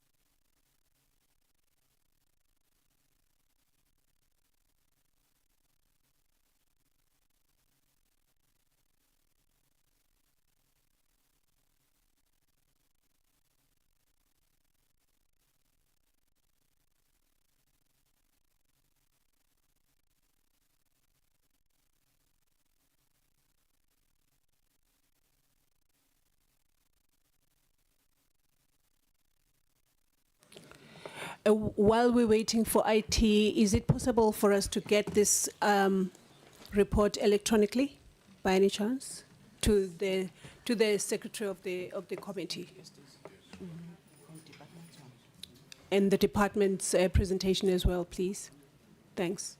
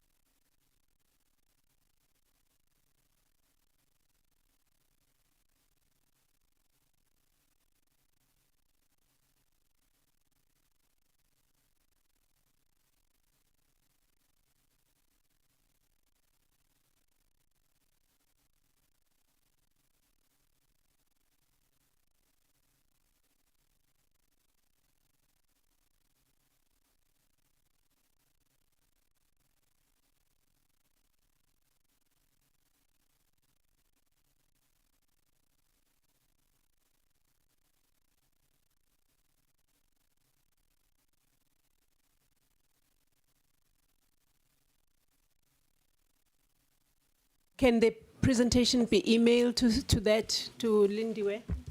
Yes. Oh, you just, okay.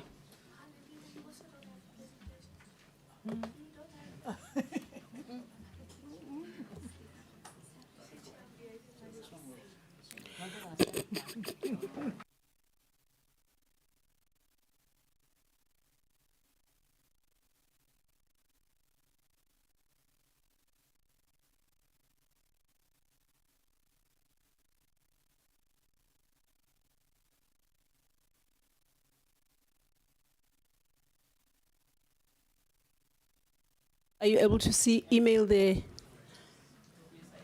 yeah. Go. I must get it now. I don't know.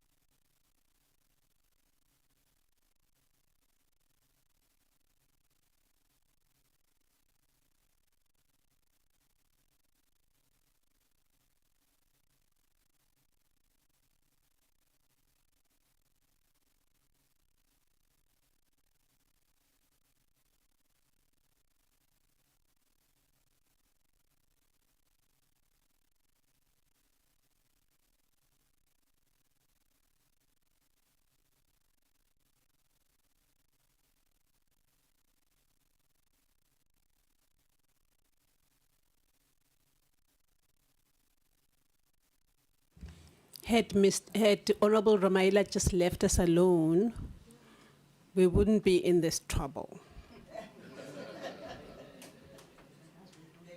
I have a whole honorable member to blame now.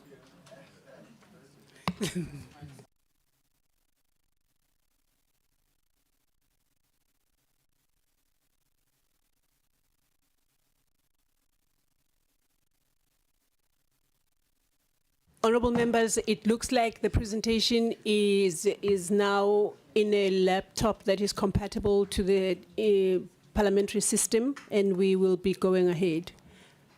Ms. Enrica.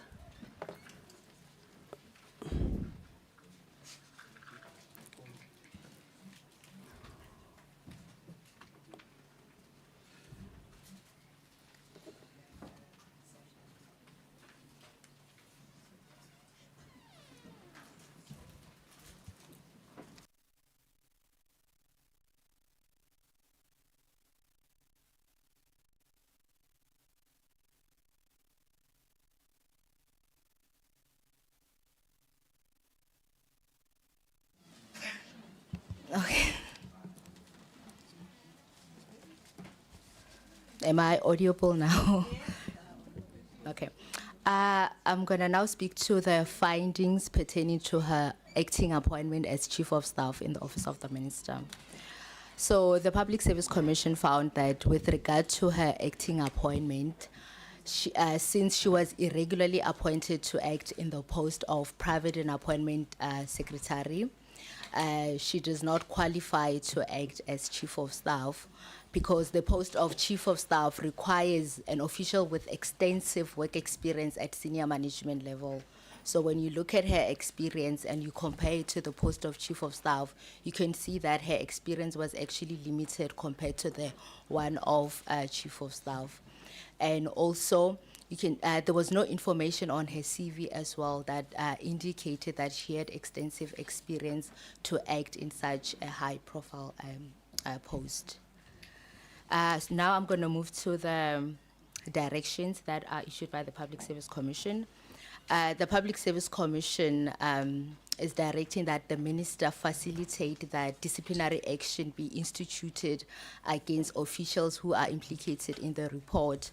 And those officials include HR officials who supported their appointment and also the former DG, Mr. Nechipale, who approved their appointment.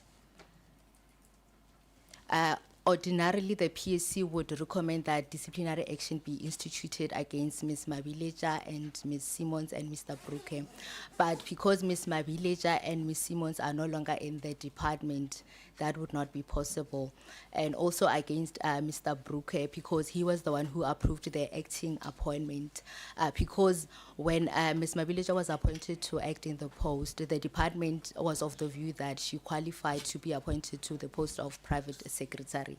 Because Mr. Bruke was not the one who approved the appointment, her appointment as private and appointment secretary. So they were of the view that she qualified for the post. She had the relevant 5 years experience in the post, which is extensive experience. Based on the observations that were made by the Public Service Commission that Mr. Khatla was involved in incorrectly modifying her CV, the Public Service Commission advises that the minister takes disciplinary action against Mr. Khatla for incorrectly reflecting on Ms. Mabileja's CV that she had 3 years experience by volunteering in the office of the DM and also assisting the private secretary. Yeah, that's all. Thank you. Okay, honorable members, that is the presentation. Thank you so much, Ms. Is it Andrika or Hendrika Sithole. Hendrika Sithole. Thank you, Ms. Sithole, for that. And so I think we can now continue with the interactions. And as you ask your questions, obviously the PSC will now also be taking notes because they would have to respond to the questions that are being asked by the members, because now we have both the presentations for the day. The last questions, the honourable members' questions that we will be taking now is Honourable Makgato. Thank you very much, Chairperson. I just want to take this opportunity to greet our Minister, Deputy Minister, Services, Commissioner, and also all the honorable members. I just want to take this opportunity also to acknowledge the reports. Let me start with the last one, the last one, because they presented many things. And then we are able to hear most of the difficult experiences, the qualifications, most of the things. And if I'm listening to the presentation, so the report is not complete. So if the report is not complete, I can say Public Service Commission must be given time to conclude its work because they are still busy. So even at the last sentence, there is something there which shows that they are still busy and they still need some time to go on with the reports. I want to, the current status, the last sentence says, in accordance with rules 12(1) E and F of the PSA, rules of conducting investigation, the minister will be required to provide the PSL with feedback on the progress with the implementation of the directions within 60 days of receipt and the final report. So according to me, Chairperson, I want to say, let's wait for the final report. So you can see, all of us, we can see from this report that things are not well. But maybe in the final report, then they will come with something. So those are the comments from this report. Let me go to the second report, the one of the CAS. So most of the issues are still at the primary level. Those CAS, they are saying they are the ANC Women's League CAS. So I want us to understand. So the matter is with the Ethics Committee. So I don't know, or really portfolio committee, why Renyokoba involved in the ANC Women's League CAS. I think we must make sure that ethics go on with the issue until the last research. There is a committee of the ethics where we can hear that a report has gone to ethics. Let's give this ethics chance to deal with the matter. Then the issue of Kanyiza and Kutlani. At the same time, they are in appropriation committee. So I can say also, let's give them chance so that they must be in that committee until it conclude its work or until it bring the final conclusion. Lumga Oliphant and Chief of Staff Zanel Simons have both been dismissed. Both matters are currently under arbitration.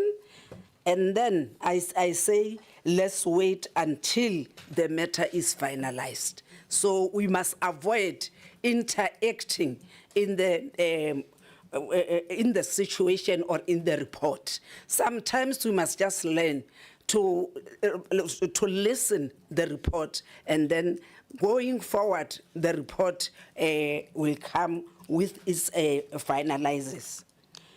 Then my last thing here, Chairperson, DG investigation have got wrong signatures in stabilizing the leadership, but again, has got wrong signatures. Is that one of the electronic signatures in stabilizing the leadership?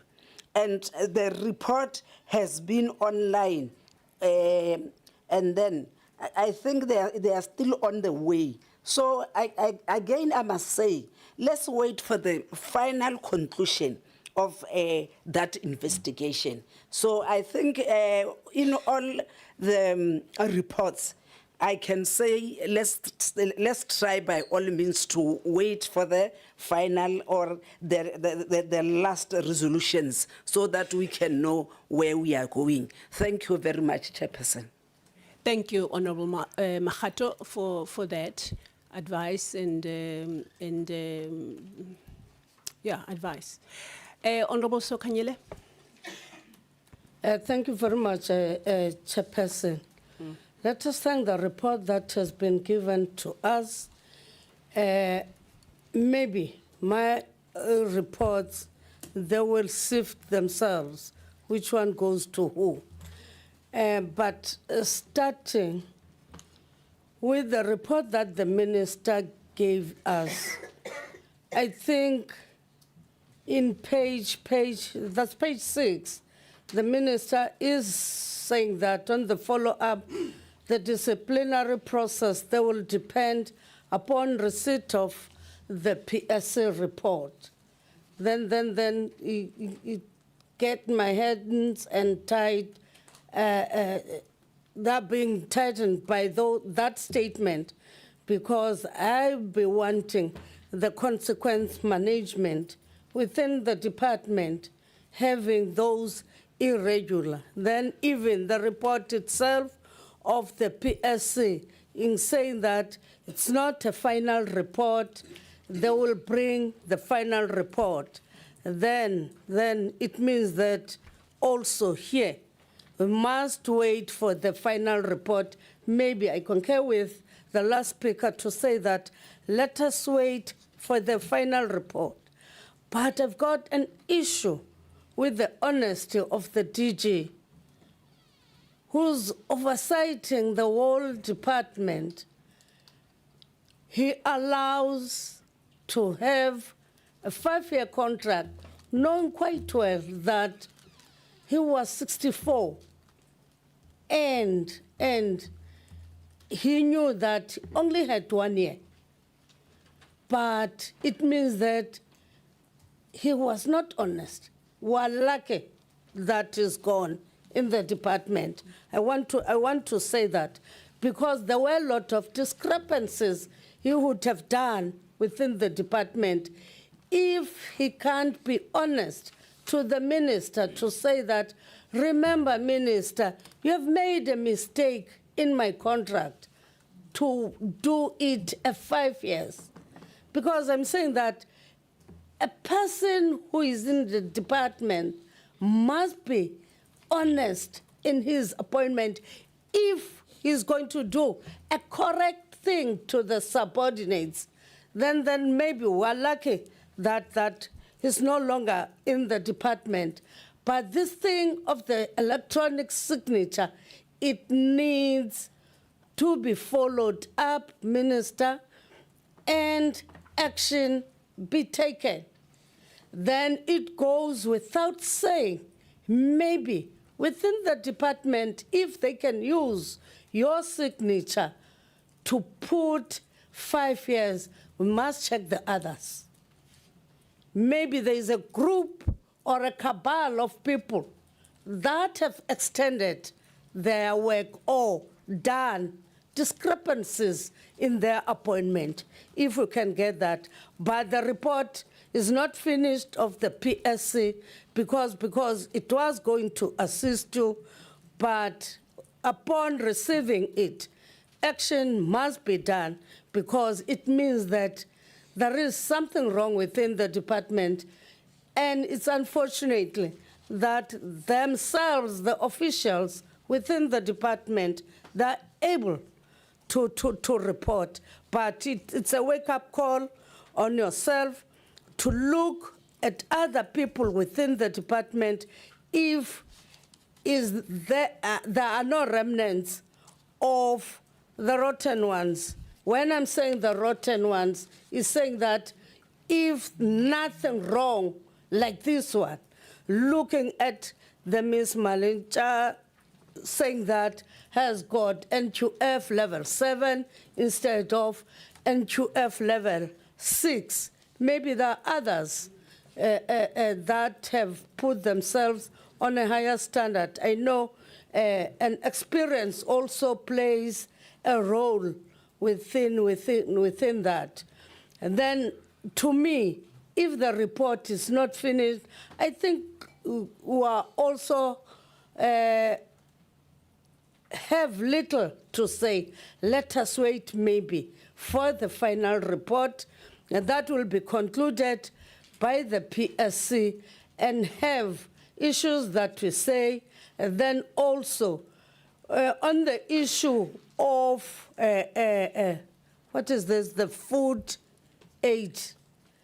On the issue of the food aid, because to me, I'm saying that the food aid also had to resign because the people who have done something wrong, you can see that others, they resigned themselves, others, they simply went, but maybe it's only the one that the minister had to dismiss, knowing quite well that maybe he's saying that, or she's saying that she didn't put herself to that position. But now I'm saying that even those that are in the arbitration, let us wait for those reports so that we don't create parallel. It's good that we have investigated in the department, but that investigation, it will also assist us in the consequence management within the department. Then now, the one that the former house aide that has also left, leaving behind the agreement that they entered to with the daughter of the minister without involving the minister. To me, let us wait if also she will come to the department to say that she has been wrongly done, because it's there in the media. We got it in the media and we can't let it lying down. But if they did between themselves, the daughter and together with the house aide privately, without involving another person, if there was something written by the former house aide to us or to you, Chairperson, or to anyone in the department complaining, is then I think we were going to have an issue. Because, you know, most of the things when people they see, maybe it will be now the acting DG being said, this has been done in the media, then we quickly take that. But we don't have to let it lie. We need to look at it, then upon getting a report, because if the minister knew about this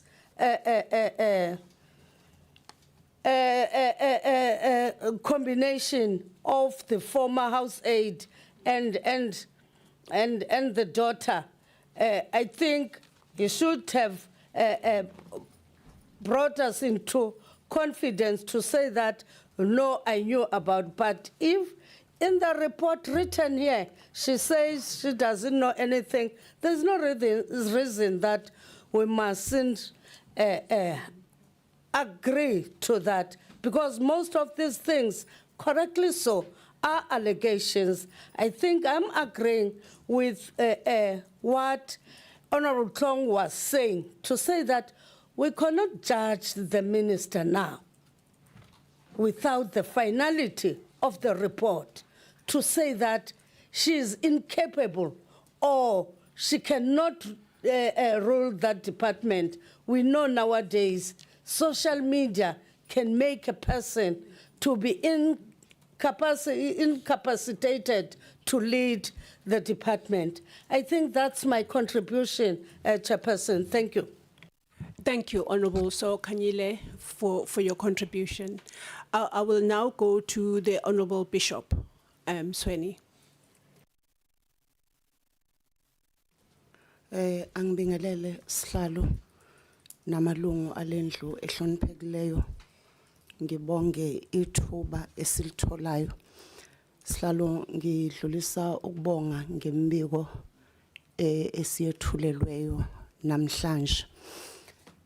Into engikhathazayo sihlalo ukuthi into eyenza sifisa ukuthi lo mnyango ube ngcwele noma lendlu ibe ngcwele ingasoleki nongqongqoshe wayo angabi nabala ingenxa ukuthi ibhekelele abantu abampofu, ibhekelele intandane nabantu abasweleyo, nesifiso sokuthi kulolu phenyo lonke olwenziwayo ungqongqoshe wayo lendlo aphume engenasici ngenxa yabahluphekileyo bezwe lakithi.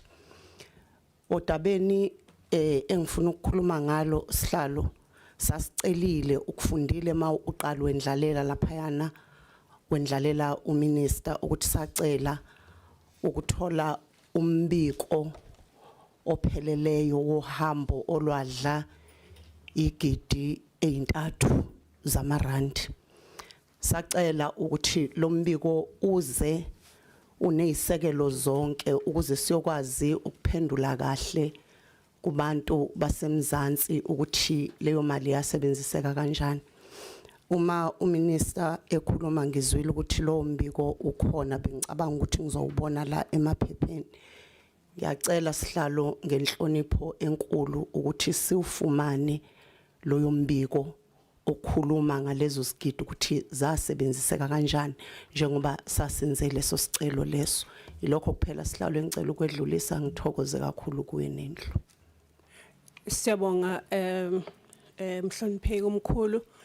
I just think for the benefit of those who may not have understood what the honorable member was saying, I will summarize by saying that she thanked the department, or she thanked the department or the minister and the PSC for the reports that were presented this morning, and said that it is concerning that all this is happening to the department that is trusted to look after the poor and vulnerable in society. And also her wishes are that the finalization of the reports before us will exonerate the minister so that she can go ahead and do the work for which she has been put in that department.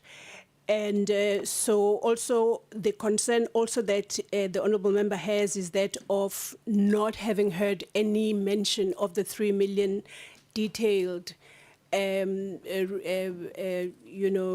itemized report of who did what with the 3 million rand in New York, because the department, the committee had asked, as per my opening remarks, to say that that is also one of the things that are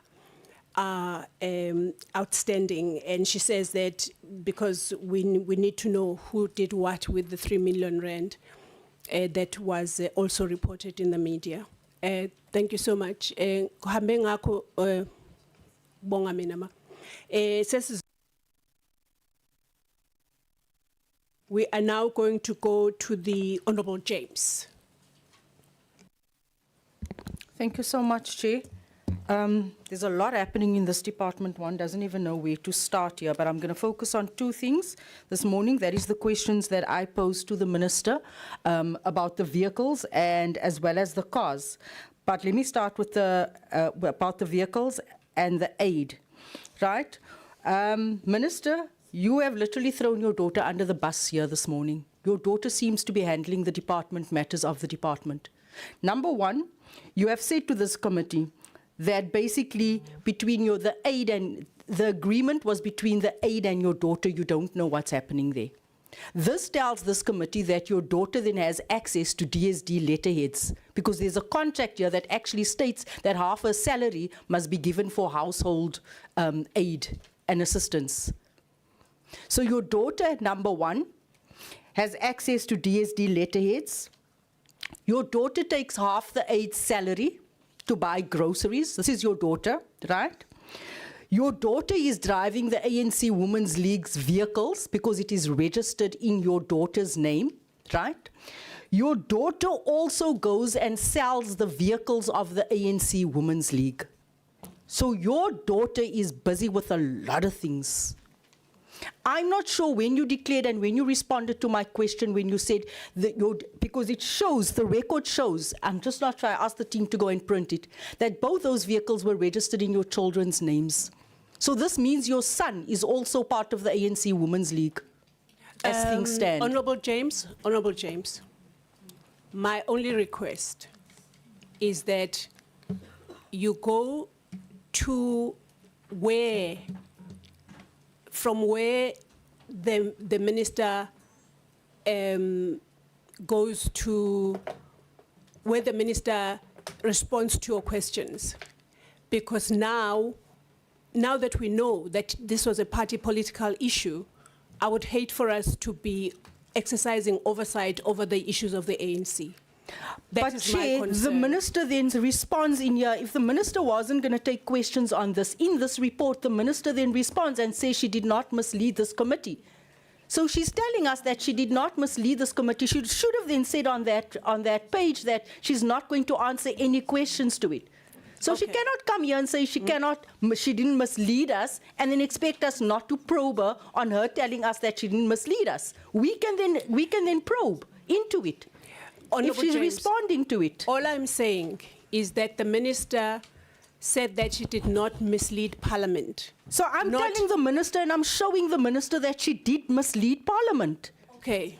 And we cannot continue with these delay tactics, Chairperson, because this has been continuing for way too long.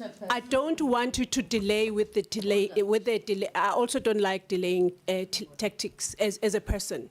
All I am saying is that this portfolio committee on social development cannot be traversing on issues of the national what is your name? African National Congress. Yes, that one. Your ANC, let's put it that way. I am saying cannot preside over over a committee that is now deliberating on issues of political parties. I'm not even competent to do that.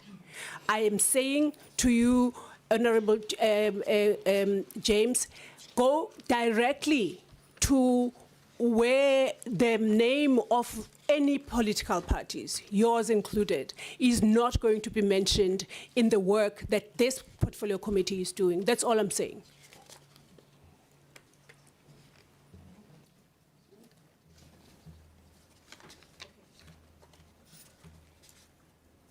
Go ahead. Just hold on, honourable members. I recognize your hands. I just want to ask for procedural advice here. Thank you very much, Chair. The issue of the donations of vehicle to the ANC Women's League was not part of a request from the committee. Maybe the minister wanted to be transparent, because the matter was before the National Assembly, and when the chairperson sought advice around this matter, the legal advisor suggested that the matter is before the joint committee and it's a matter of a political party.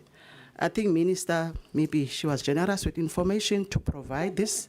I tried to warn the chairperson that this item was not part of a committee request, because it's handled in the ANC matter, and then the Joint Ethics Committee is busy with it and the President. So it should have not been part of this presentation from the onset. Thank you very much, Chair. Thank you, Honourable Lindiwe. Thank you, Lindiwe. Honourable James, go ahead. Chair. No. Honourable James. He's on the floor. Go. No, please, Chair. Chair, what is before the Ethic Committee is the position or the component of her declaring or not declaring the vehicles. Yes. That's the only thing that is there. You understand? So now, but the minister is an asset of the state. And these cars, they went to her children now. Now, that position on that side, we are not talking about ANC or whatever. If she says that the cars that were donated to the ANC, I donated them to my children, that's fine. We just need to know that. That's all. But if the cars, because we don't know if the cars got there by her mouth, she's an asset of the state. She must answer that side of the cars and her children getting the cars, not the ANC, because she's an asset of the state. Point of order, Chair. Okay, Honorable James, you'll have to wait now. I'm sorry about that. Honorable Sokanyile? Thank you very much. Indeed, Chairperson, I want to agree with you to say that the issue of the cars was not part of the discussion. But now that it appears on what the minister being honest with, transparent, if, as the committee, we want to ask about the donation to the ANC Women's League, we need to ask the ANC Women's League, and not the minister here. There's no report that, otherwise, next time we'll say, please report about the table that was donated in the ANC Women's League. Why are you reporting about the cars only as the committee? Because it is still the same Minister of Social Development where the table has been donated to I'm making an example, to the ANC Women's League. Let us not allow it and discuss it. Thank you. Honorable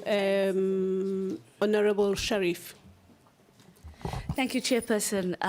You know, I heard what you said in the beginning of the meeting, and that's why I didn't interrogate the cars. However, I must agree with Honorable James and the good Reverend. If you put something on the presentation, you are opening up yourself. And therefore, by you consciously putting it here in your presentation, you have opened yourself up to questions from all honorable members. And Chairperson, that is my view. If the minister agrees that this is a political thing and it's with ethics and wada fish base, then why put it on the presentation?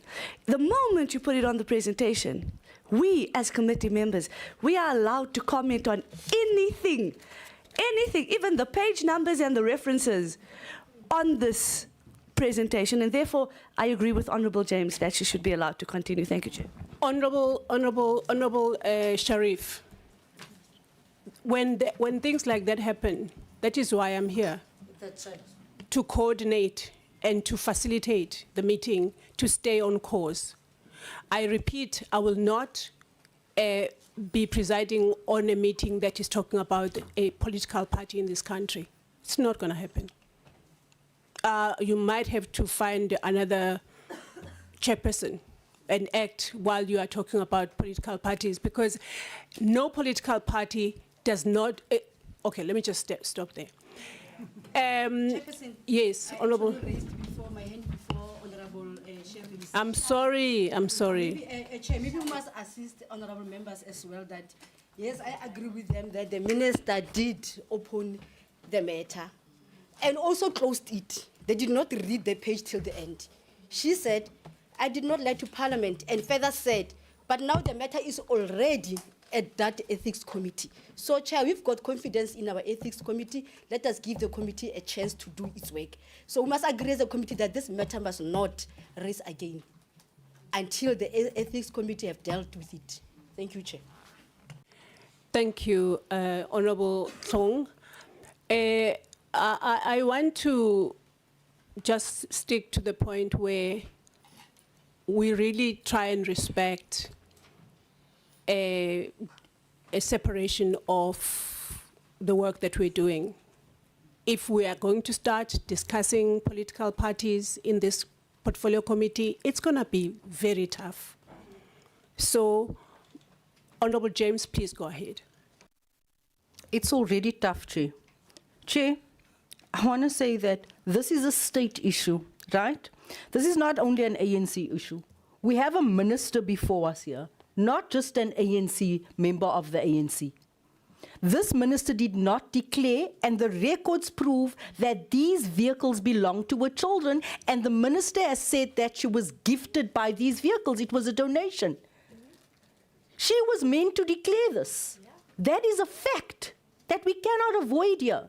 This was a parliamentary question. The minister then further goes and she responds to it through her presentation.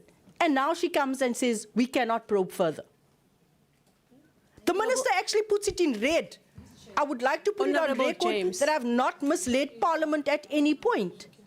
Honourable James, the minister did say the matter is before the Ethics Committee. Can we not leave it at that at all? Because that's where I'm coming from. That is where I'm coming from. This is a minister and she should have declared these vehicles. Maar ek gaan dit maar nou so los soos wat dit is. Just 1 minute, Thank you. Honourable James. Honourable Minister. Honorable Chairperson, thank you very much. With due respect, Honorable Chairperson, I brought the matter because the same Honorable James is the one who brought it to the ethics. And I was transparent to say, I know, I've responded, I've deposited my own affidavit for the purpose of this committee to know. Because there's nothing to hide about that. The ethics is dealing with the matter. When it has concluded, I guess it will be public. So that is my only take insofar as this matter is concerned. Chair. Can you just, because the same members who are asking questions and want to engage are the same members who brought the matter to the ethics. I want to appeal, Chair, and agree with you. Can't we allow that process to conclude so that we can come back, I don't know when and how, in further interrogation? Because if the member could not wait for this process and thought the matter must be elevated to the ethics, so we must accept that and wait. That's my own take, Chair. I'm not saying I'm shying away. What I'm saying, and I'm still saying it, I've not misled Parliament. I did not mislead Parliament. The ethics is going to ventilate that. Thank you very much, Chair. Thank you, Honourable Minister. Honourable James, any other questions? Chair, the matter of Zanele and Lumka are also under investigation, also sub judice, but here we are discussing it.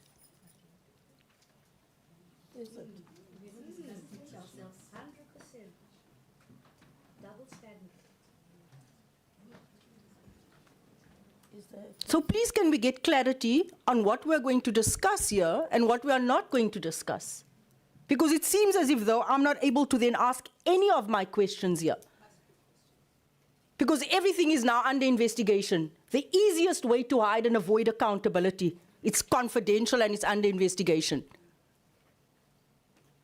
Honourable James, the matters of Ms. Simons and Ms.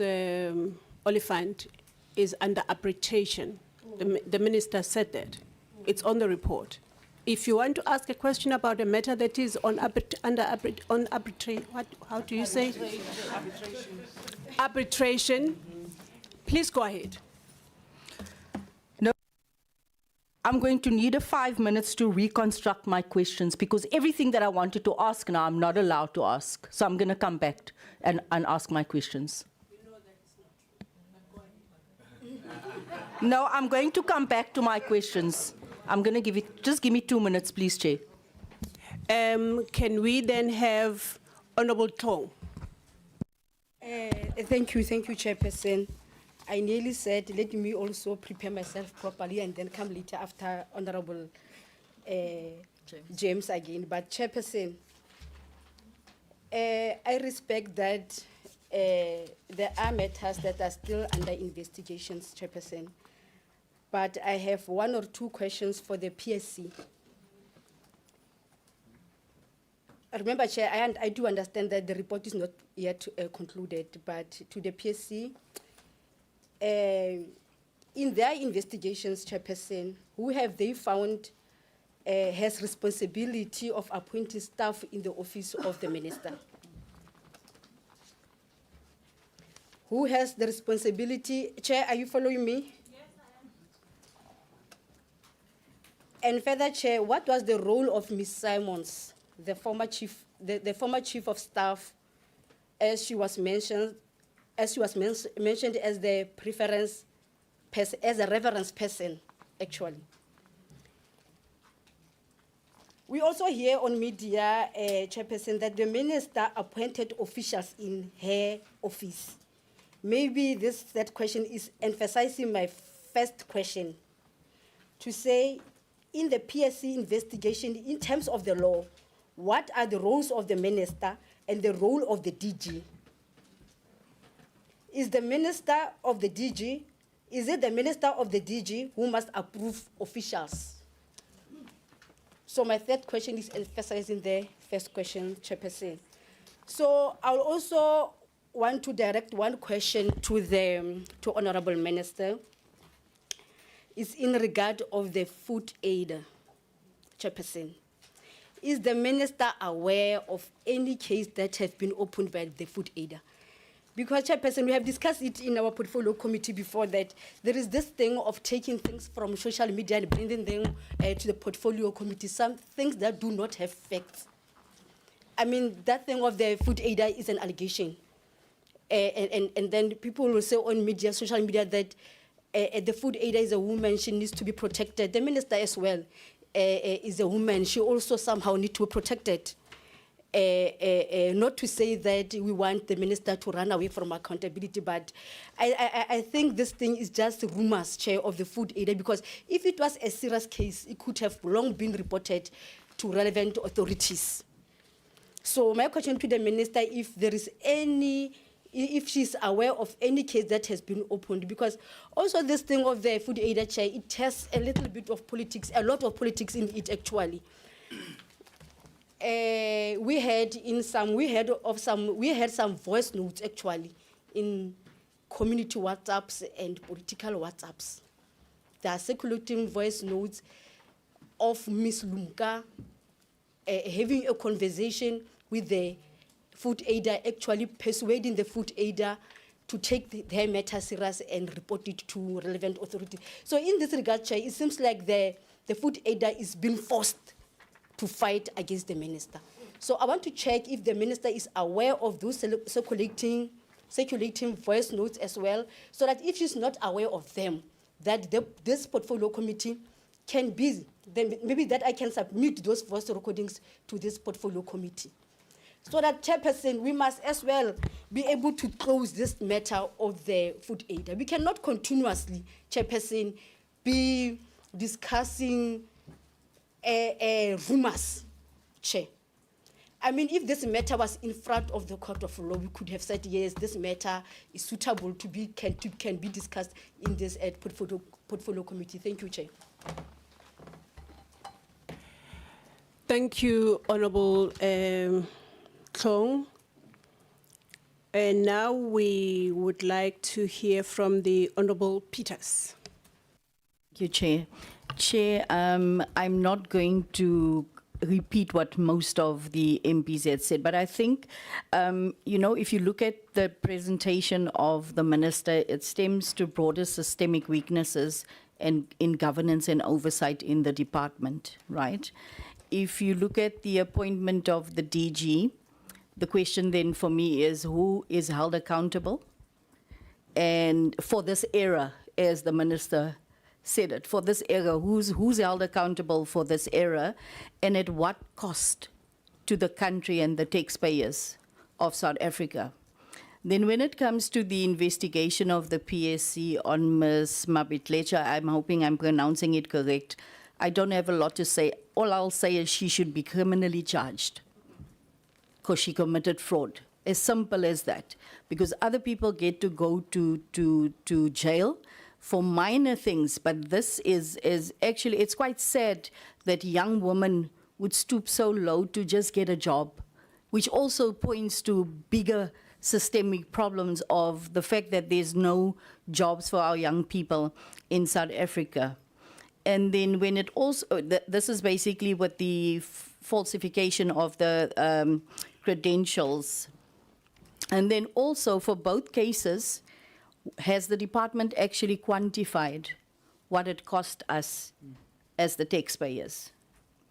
And then I'd like to finish, Minister, and just say, within your presentation, mostly you are saying you are not responsible, it's other people You understand? Even if you look at now the food aid, but unfortunately the buck stops by you as the Minister of Social Development.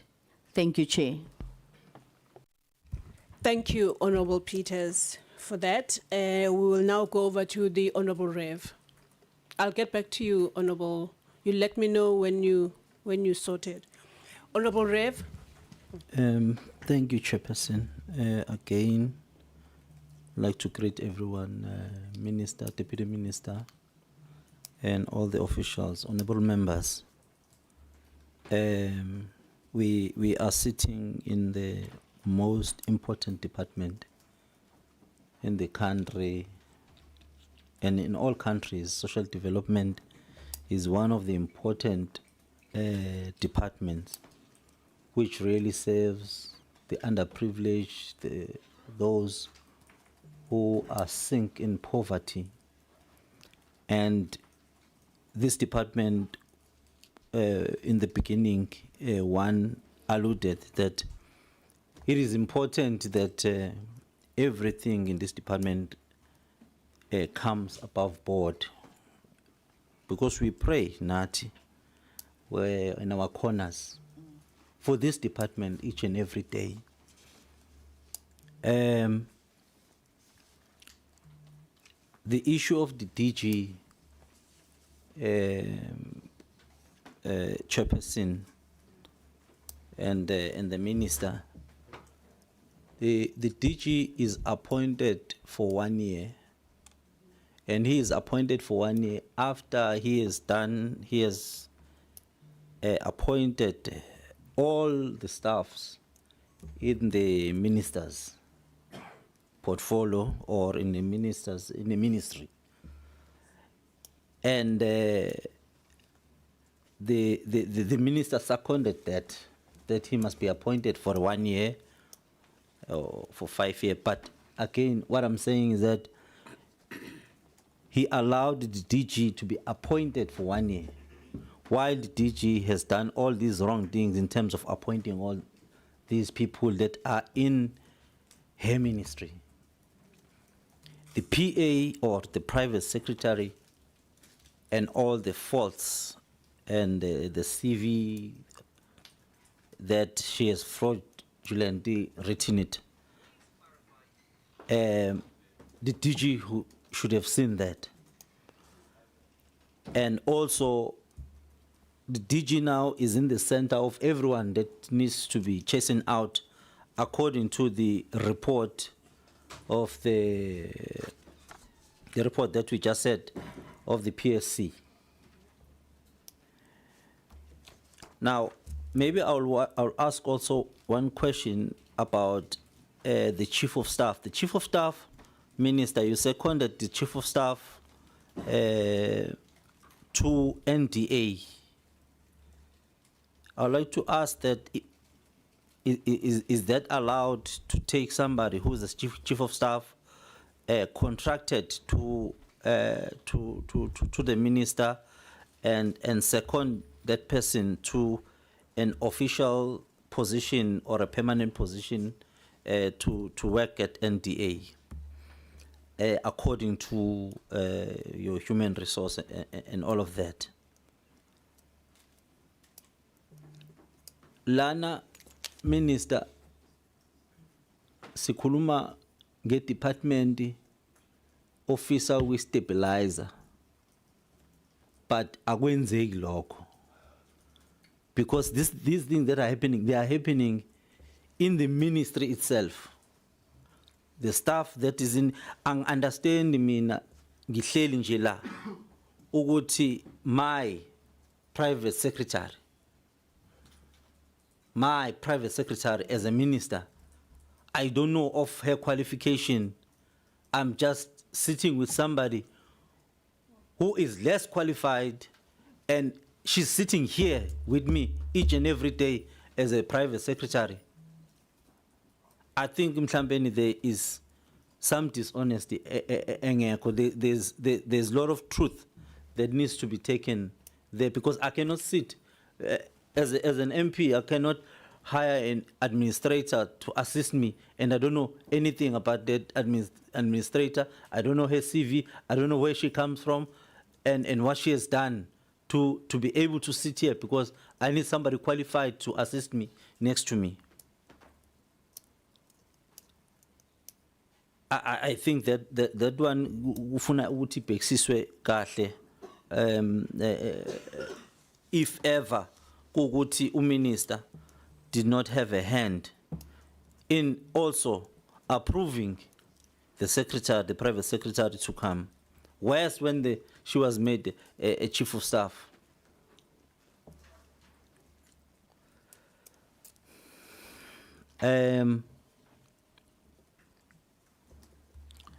I'm not going to touch the cars because to me the cars, there are two sides. There's an ANC, there's daughters.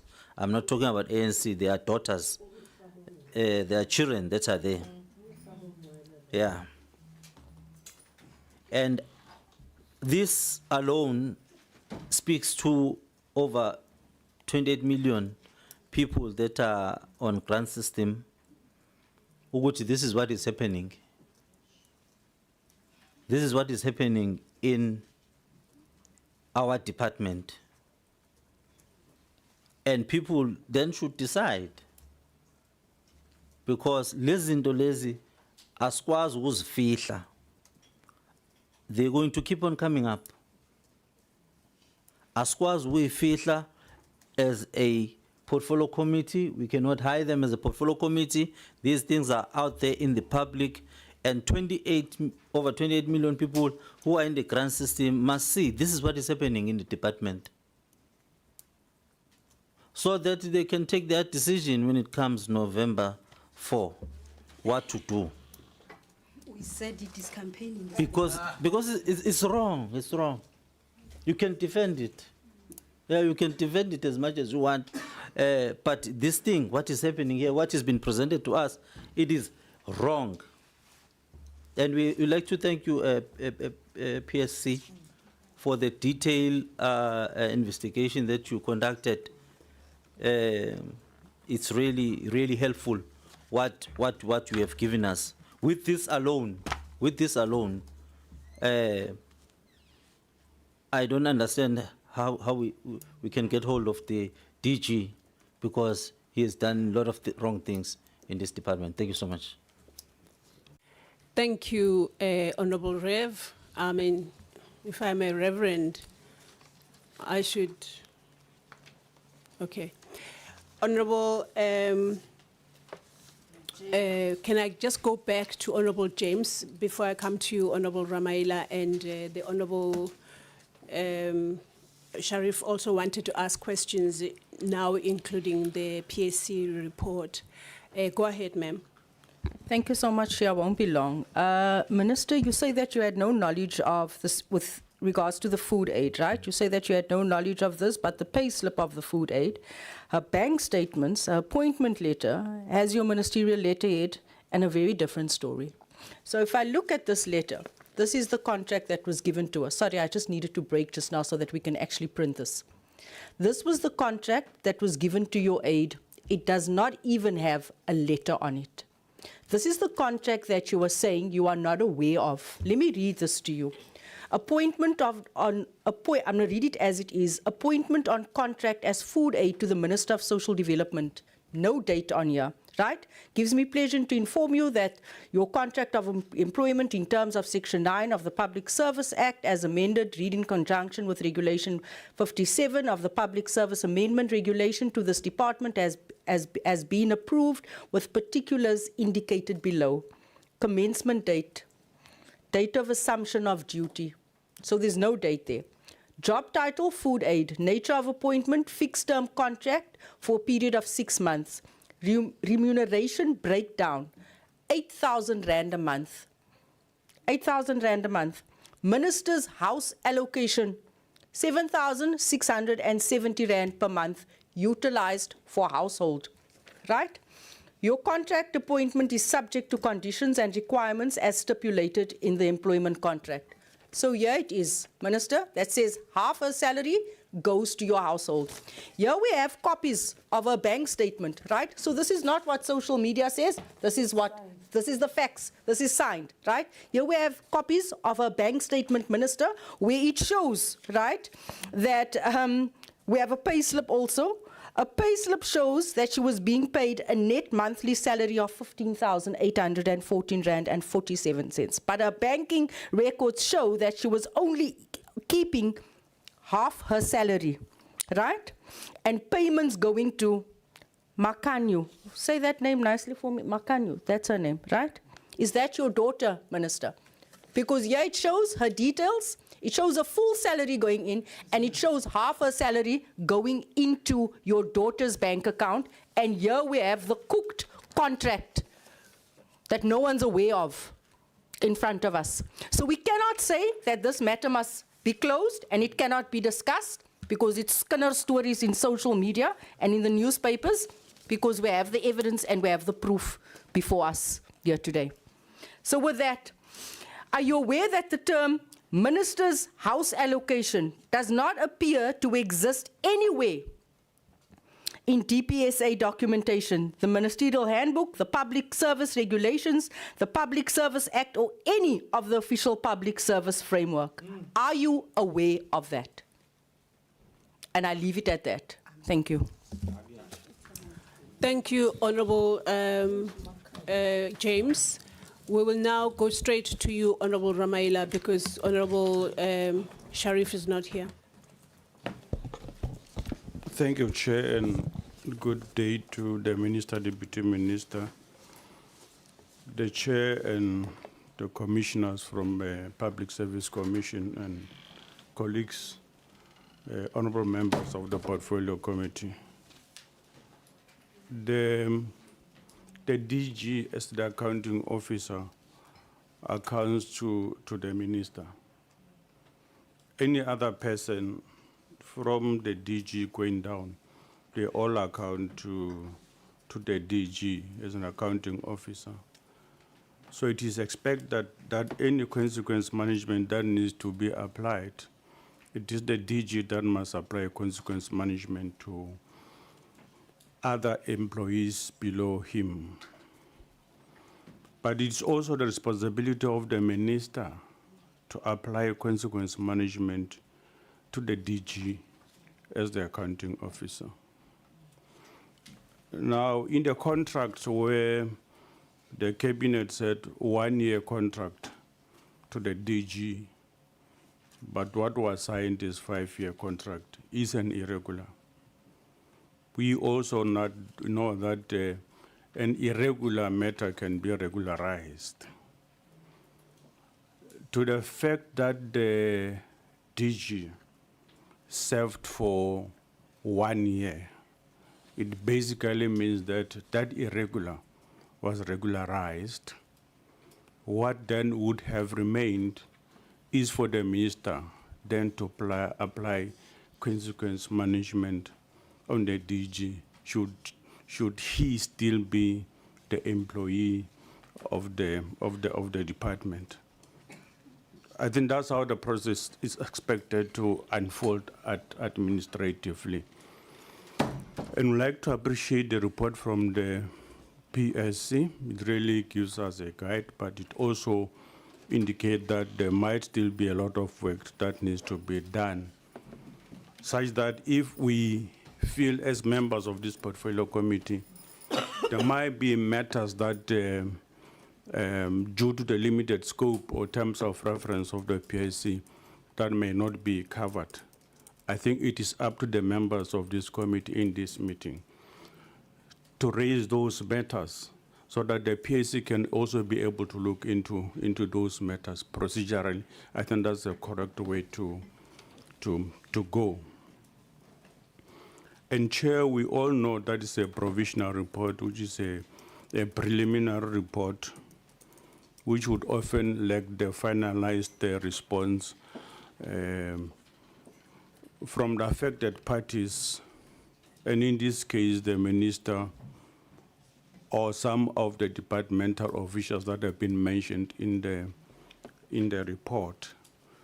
We appreciate that the PSC has extended the period up to the 14th of May for the minister to also be able to respond to the report, because it's important to also apply the policy or the principle of audi alteram pardem, both to the ministers, to the officials of the department that might as well not have responded to the alleged misconduct or findings of PSC, including, as the chair has said, the difficulty that they have experienced in getting information from the officials. I think that's a necessary process to be followed.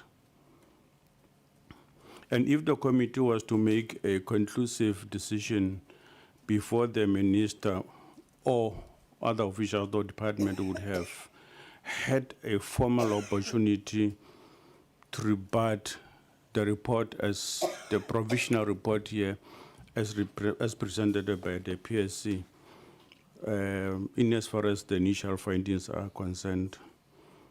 Any other recommendation made by the committee, therefore, would be procedurally irrational and could be set aside by a court of law.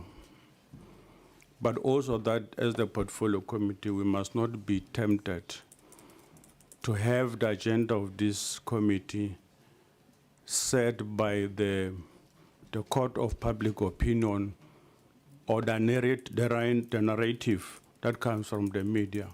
We need to be factual and practical in our workings in terms of our oversight responsibility. I think that is very necessary to all of us. And whilst the PSC, we know, can issue binding directions or directives in this regard, regarding personnel matters, particularly those that have been referred to in this instance, we know that these directions only carry legal weight once the investigation is finalized and a formal report is tabled before this committee as expected. And this committee would then be well empowered to can take informed decisions in as far as the application of consequence management is concerned. And acting on a preliminary briefing would be premature and would like invite a legal challenge from whoever so might have been affected by the recommendations or the report itself. And as the portfolio committee, our role is oversight and not prosecution. That is our role, to play oversight over the minister and the department, not prosecution, and must not conflate these things. And until the PSC, SAPS, Ethics Committee, Public Protection, or any other statutory body that these allegations might have been referred to, and until they come to particular conclusions, and the recommendations are presented to us here as the Portfolio Committee, it will indeed, as I've said before, be premature for us to want to make any conclusions based on a provisional report, as I've already said. Let's allow the statutory bodies that are still, actually these matters are still in an active investigation phase, which would mean some of them have just freshly been reported to some of these statutory bodies. Ours is to give these statutory bodies chance to investigate, come back to Parliament, and those that are supposed to report to this portfolio committee will still come back to this portfolio. It's only at that stage that we'll be able to take informed decisions. But my appeal to members of the portfolio committee now is for us to give chance to these statutory bodies, because it is us that have referred matters to the SAPS, open case to the SAPS. Let's give SAPS the chance to investigate the allegations. We have reported the matters of the Ethics Committee. Let's give the Ethics Committee to deal with this matter. And all those statutory bodies that these matters might have been referred to, let's give them chance. Now, for me, Chair, I think jumping to a conclusion based on a preliminary report or media narrative or court of public opinion will not only be unfair to the minister and affected officials, but would also weaken the committee's authority if these preliminary reports, media narrative, the public court of opinion are to inform us in taking decisions. That would be utterly wrong for this portfolio committee to take such measures. I therefore would want to recommend, Chair, that should members feel that there might be other matters that could have arisen from the presentation by the minister or by the PSC, that members feel will need further probing, further investigation, let those matters be referred to the relevant statutory bodies. I thank you, Chair. Thank you, Honorable Ramaila, for those contributions. Honorable Sharif. Thank you very much, Chairperson. Chair, I'm going to start by saying that I humbly request, Prof, if we can please get the draft report. Prof, it's very difficult for me to be able to interrogate exactly what your investigation was and your findings if I don't have the report in front of me, specifically around the findings and the recommendations. So I'm pleading to you to please send it to the portfolio committee because I would really like to look at the consequence management. In your presentation, you speak about Mr. Khatla being disciplined. I want to find out, one, is Mr. Khatla in the room and who he is, because, Chair, I only read about him. I don't even know who he is. I'd like to maybe put a name to the face. And my first question is, will Mr. Khatla be disciplined, specifically because this feels like nepotism? Because your investigation said it's the niece, the uncle, the CV, the first CV, the second CV. It honestly sounds like cadre deployment, and that is a problem for me. So some more information around that. Prof, the DG, you know, I'd really like more information around, you know, what he said. You know, that's why I think the report is so important, because the presentation is a high level, and we need the details in order to really interrogate it.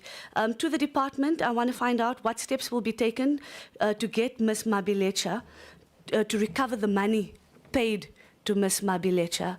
Maybe the CFO or the acting DG can speak to this, because if it's correct and the PSC found that she committed fraud, then she must pay back the money, because that money is taxpayers' money.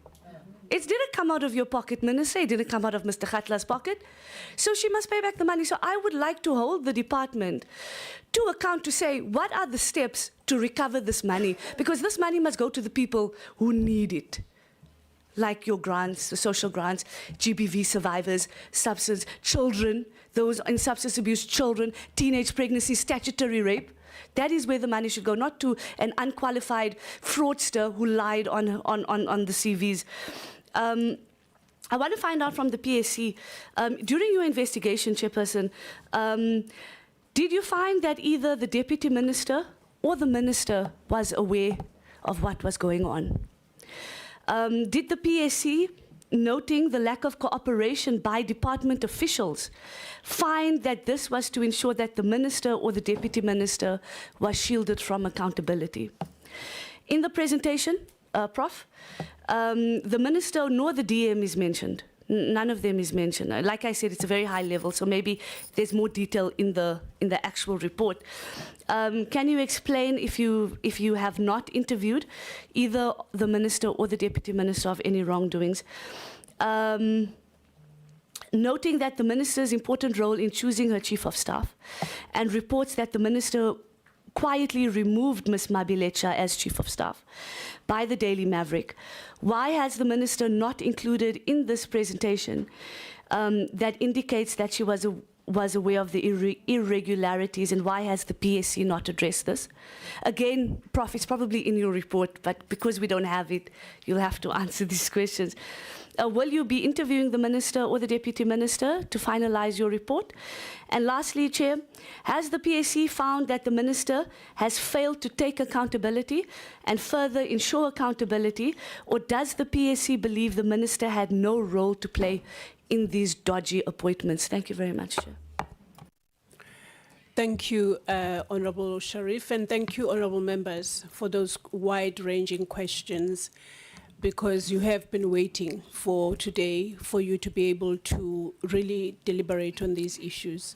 So I appreciate your questions and your comments and your advices and your proposals. I have personally a issue of time. I'm directing that to the Honourable Minister and the Honourable Chairperson of PSC. Are you still having time to be with us to answer? Awesome. Honourable members, let us then relax. We are going to be getting our answers. And fortunately, the sitting today is at 3 o'clock. So if the Honourable Chairperson of PSC and the Honourable Minister still have time to deliberate with us, forget about the agenda you got and the times on there, because now we're using, you know, extra time. Is that what they say in football? Over to you, Minister. Before the Chair. Okay. Yeah. I just want to have an understanding and a directive from myself as the Chair of the Portfolio Committee, given that this is a preliminary report. The basis of a preliminary report is updates. It's not a final report. Whether you are going to allow this meeting to interrogate an interim report is not a final report, because we are not supposed to do that. This was just an update. What we need to do, like you have raised an issue of time, is to wait for the final report. It is the final report that legally and administratively we can interrogate, not an interim report. Thank you, Chair.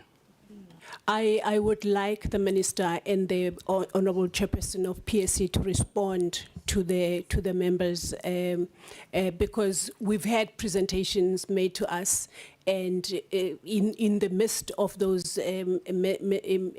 presentations, members have asked for issues that they are not clarified on.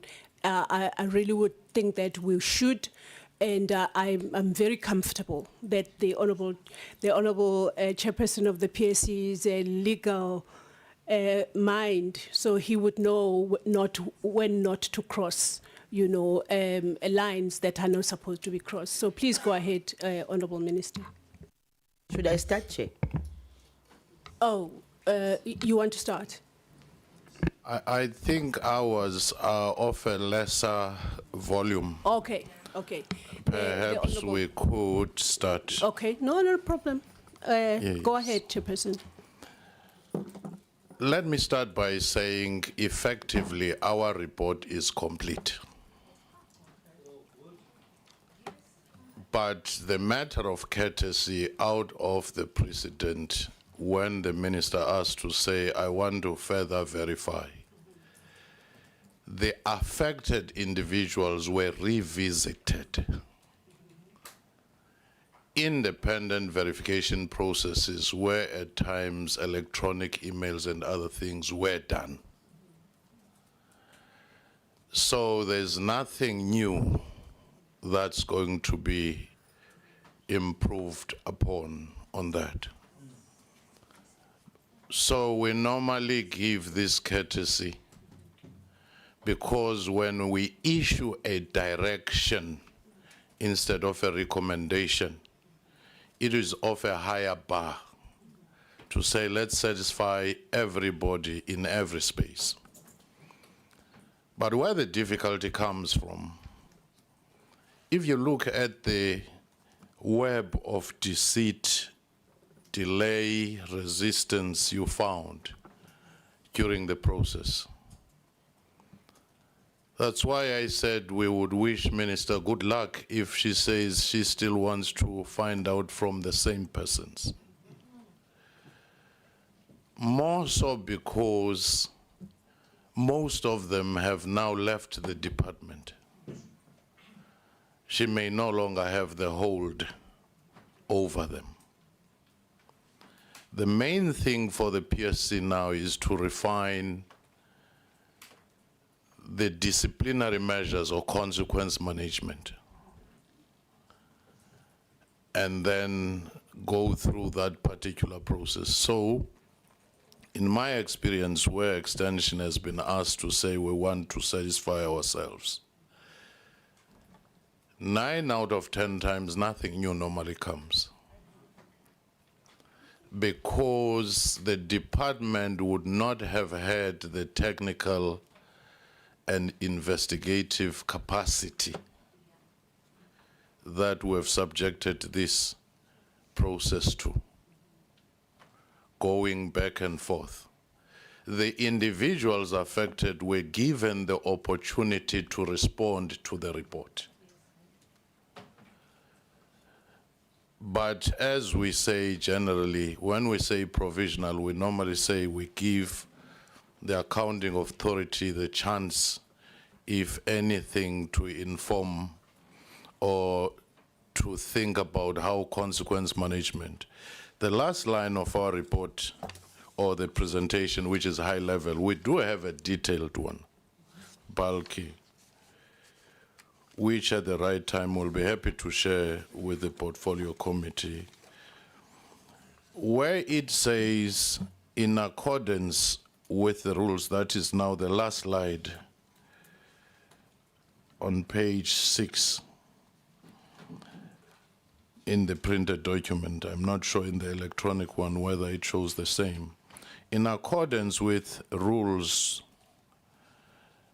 the PSC rules on conducting investigations, the minister will be required to provide the PSC with a feedback on the progress with the implementation of the directions within 60 days. That's different from anything that will impact on the report, where she said she will further get information for the individuals, which is next week. That other one, it's about implementation of consequence management measures. And indeed, we do allude to the fact that even the person who might have left where fraud or misleading information might have been effected, there ought to be consequences. So broadly, that is the position. And the reason we believe it is very much important to deal with this matter quite urgently is because if you analyze the global developments, the projections, people who are under social security care are going to be under severe distress in the foreseeable future, given what is happening in the Gulf, given what is happening geopolitically across the world, and also given the frequency of disasters which often affect these individuals more. So I do think that one of the things we will be saying at the end is that stabilizing and repositioning this department becomes a lot more urgent when you see those challenges.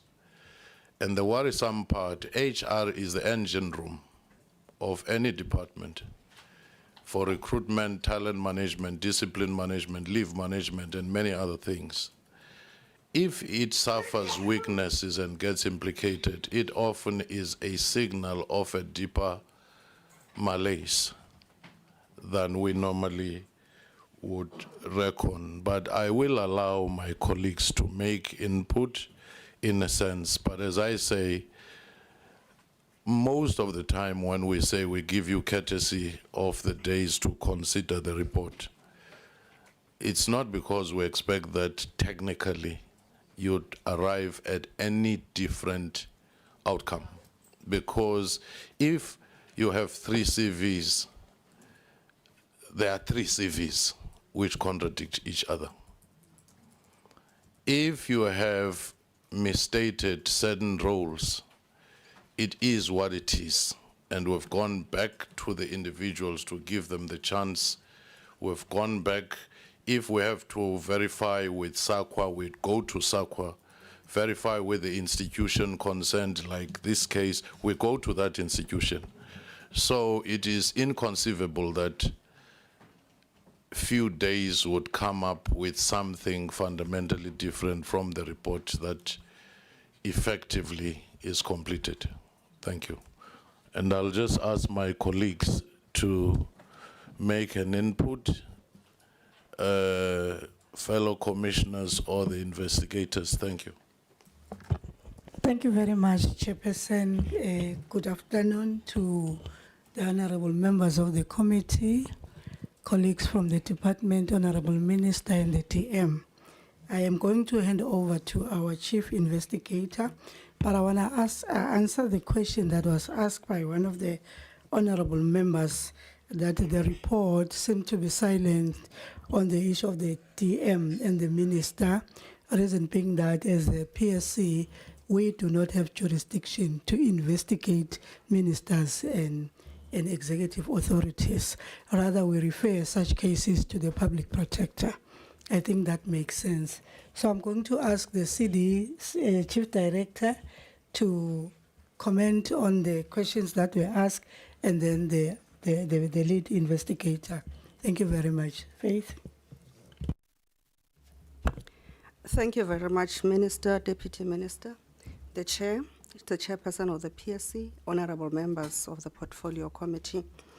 The I specific... hear the voice in the wilderness. Where is that? Oh, okay. On the question of who has the responsibility to appoint staff in the office of the minister, it is the DG as the accounting officer. The DG is delegated this authority by the executive authority. However, we need to have sight of the Employment Management Circular 47 of 2024, stipulating that when appointing staff in the minister's office, the executive must satisfy him or herself that all provisions of Public Service Regulation 67(9) were complied with. That means that due process was followed and complied with, and that it was ensured that the candidate qualifies in all respects for the post, and that the candidate's claims in his and her application were verified. So, in as much as the DG is the accounting authority, the circular is quite clear on the role of the executive. And coming to the role of Ms. Simmons was appointed by the former DG with HR to form part of a team to assist in the appointment with specific reference here, the appointment of Ms. Mabileja. And that's the role that Ms. Simmons played. And there is the question, will Mr. Khatla be disciplined? Yes. We note that Mr. Khatla, as we would recall, we indicated that the CV was forwarded to Mr. Khatla by Ms. Mabileja. Subsequently, Mr. Khatla, in their CV, indicated incorrectly that Ms. Mabileja's CV had 3 years public service experience as a volunteer in the office of the DM, assisting the DM private secretary, whereas in actual fact, Ms. Mabileja never reflected this information on her CV. So that's a contradiction. So the answer is yes. And the other question has been responded to by Commissioner, whether the minister and DM were aware of the wrongdoing. And I thank you.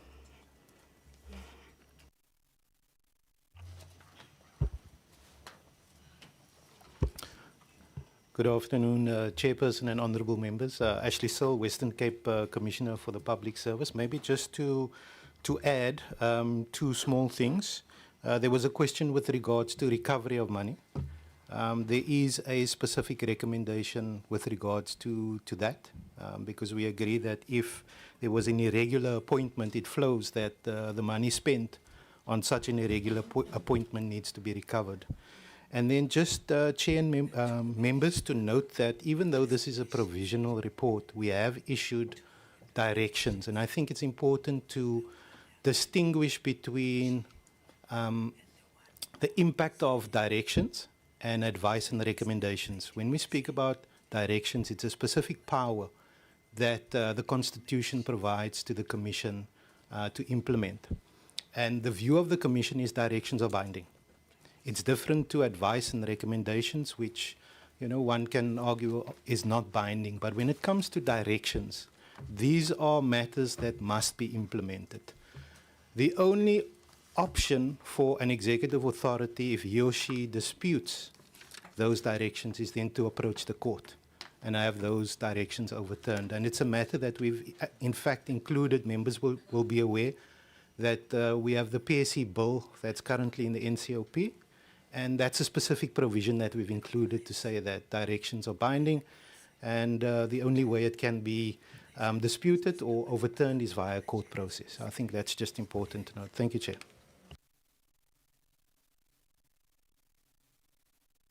Just also to add that even where we had issued recommendations, the case law, 3 different cases have indicated that you can't ignore recommendations of a constitutional body without presenting what steps you are taking and simply ignore it and say it's recommendations.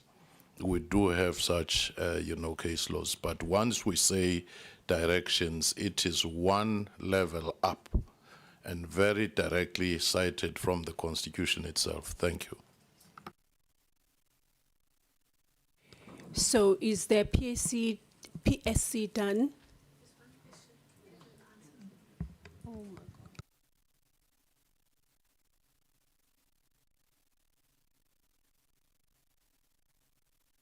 Whose hand was up first? Ladies first. Chair, I asked specifically a question to the PSC because, again, we don't have the report. So it's very difficult to look at the details within the report.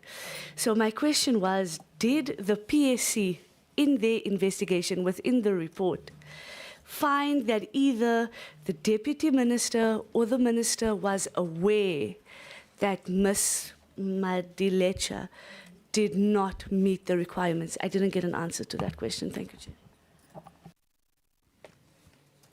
PSC? Thank you very much. One, we will furnish the full report to the committee because we report to Parliament. We were just waiting for this provisional aspect until the 14th, where you'll see all the compiled details.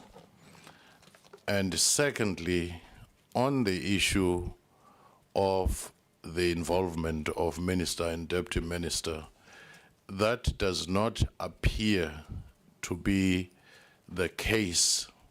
The only problem is that since the matter was ventilated in the media, the time it took before intervention and the stopping of salary and other interventions, it's what then becomes worrisome to the PSC.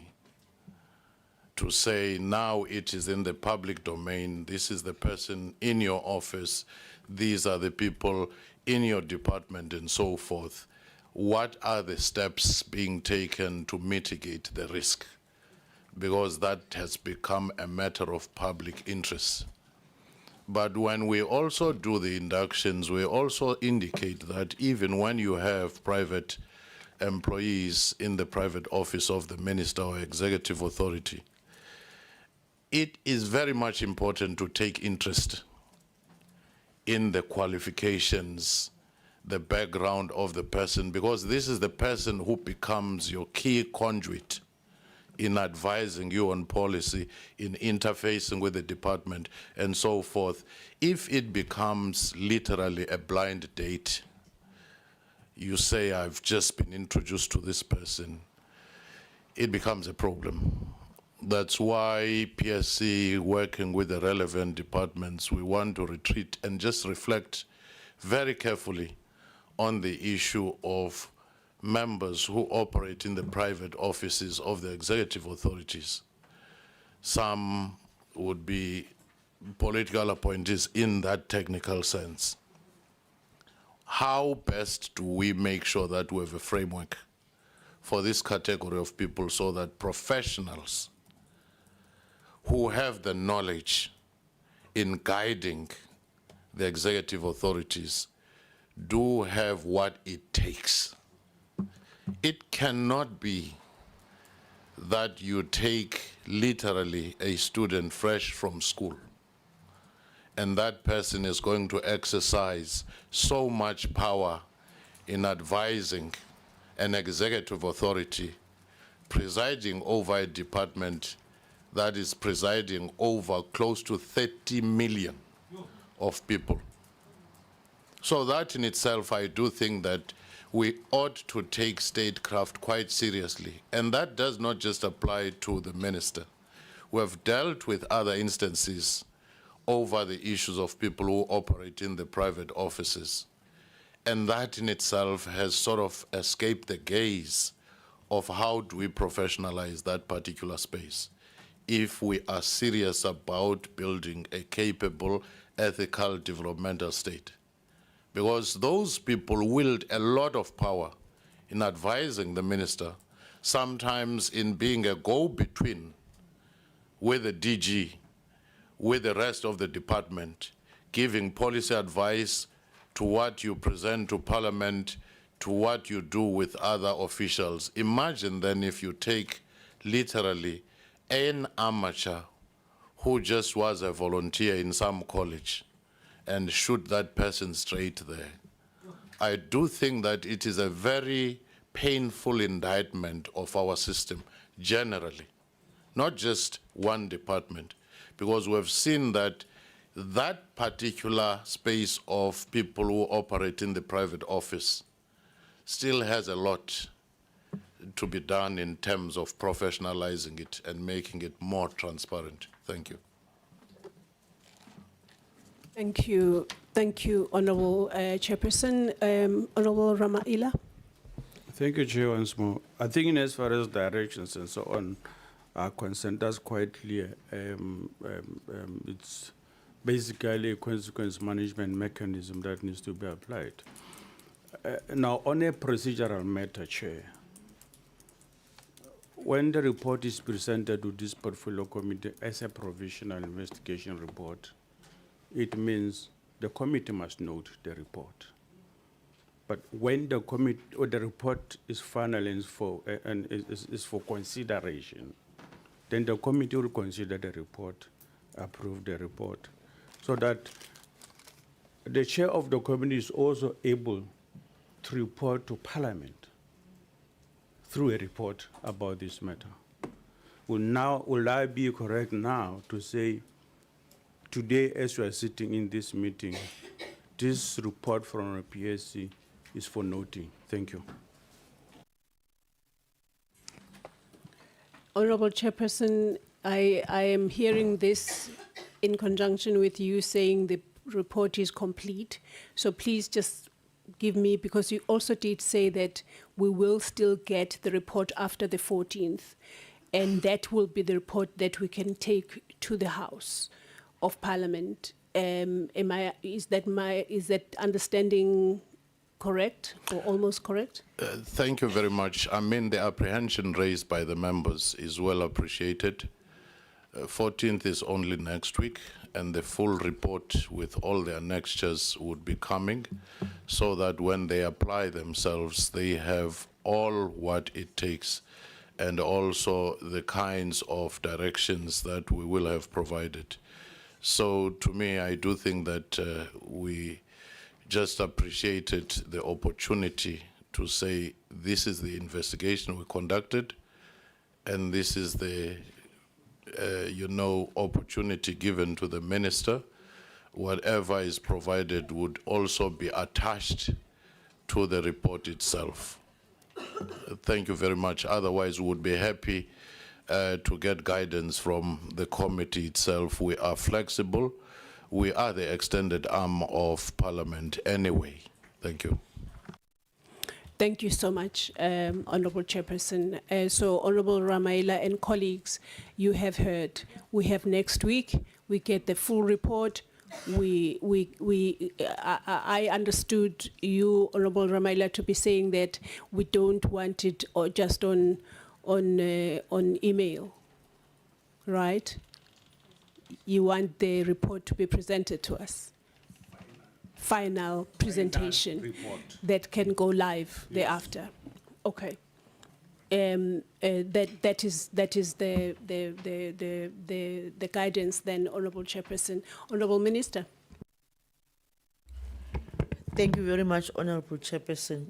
Thank you to the honorable members and the PSC.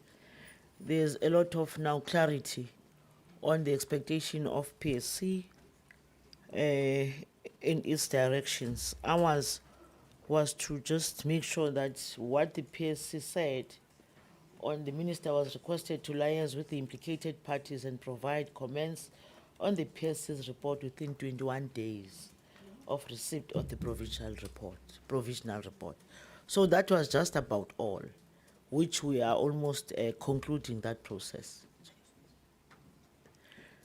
Because we did not want, once we were behind PSC schedule, we did not want to leave anything behind that might come back to haunt us, especially as part of the advice from the PSC. So we are clearer now because we've received all those presentations, Chair. So I guess we'll meet our deadline that we requested, which is the 14th of May. We might get there even far before that. So I want to assure the committee that we are reading from the same page with PSC, Honorable Chairperson. Chair, about the DPSA, DPSA did not mislead us.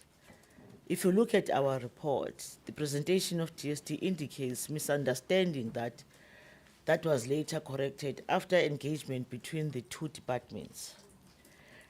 Hence, the post was withdrawn, that is the advert, after advice by the DPSA and engagement with the presidency. And therefore, the now president's minute has been received and we are proceeding. That's it. Honorable Chair, on the forensic report, we will be advised accordingly. However, the forensic report was damning against the former DG, I must say. Again, about the food aid.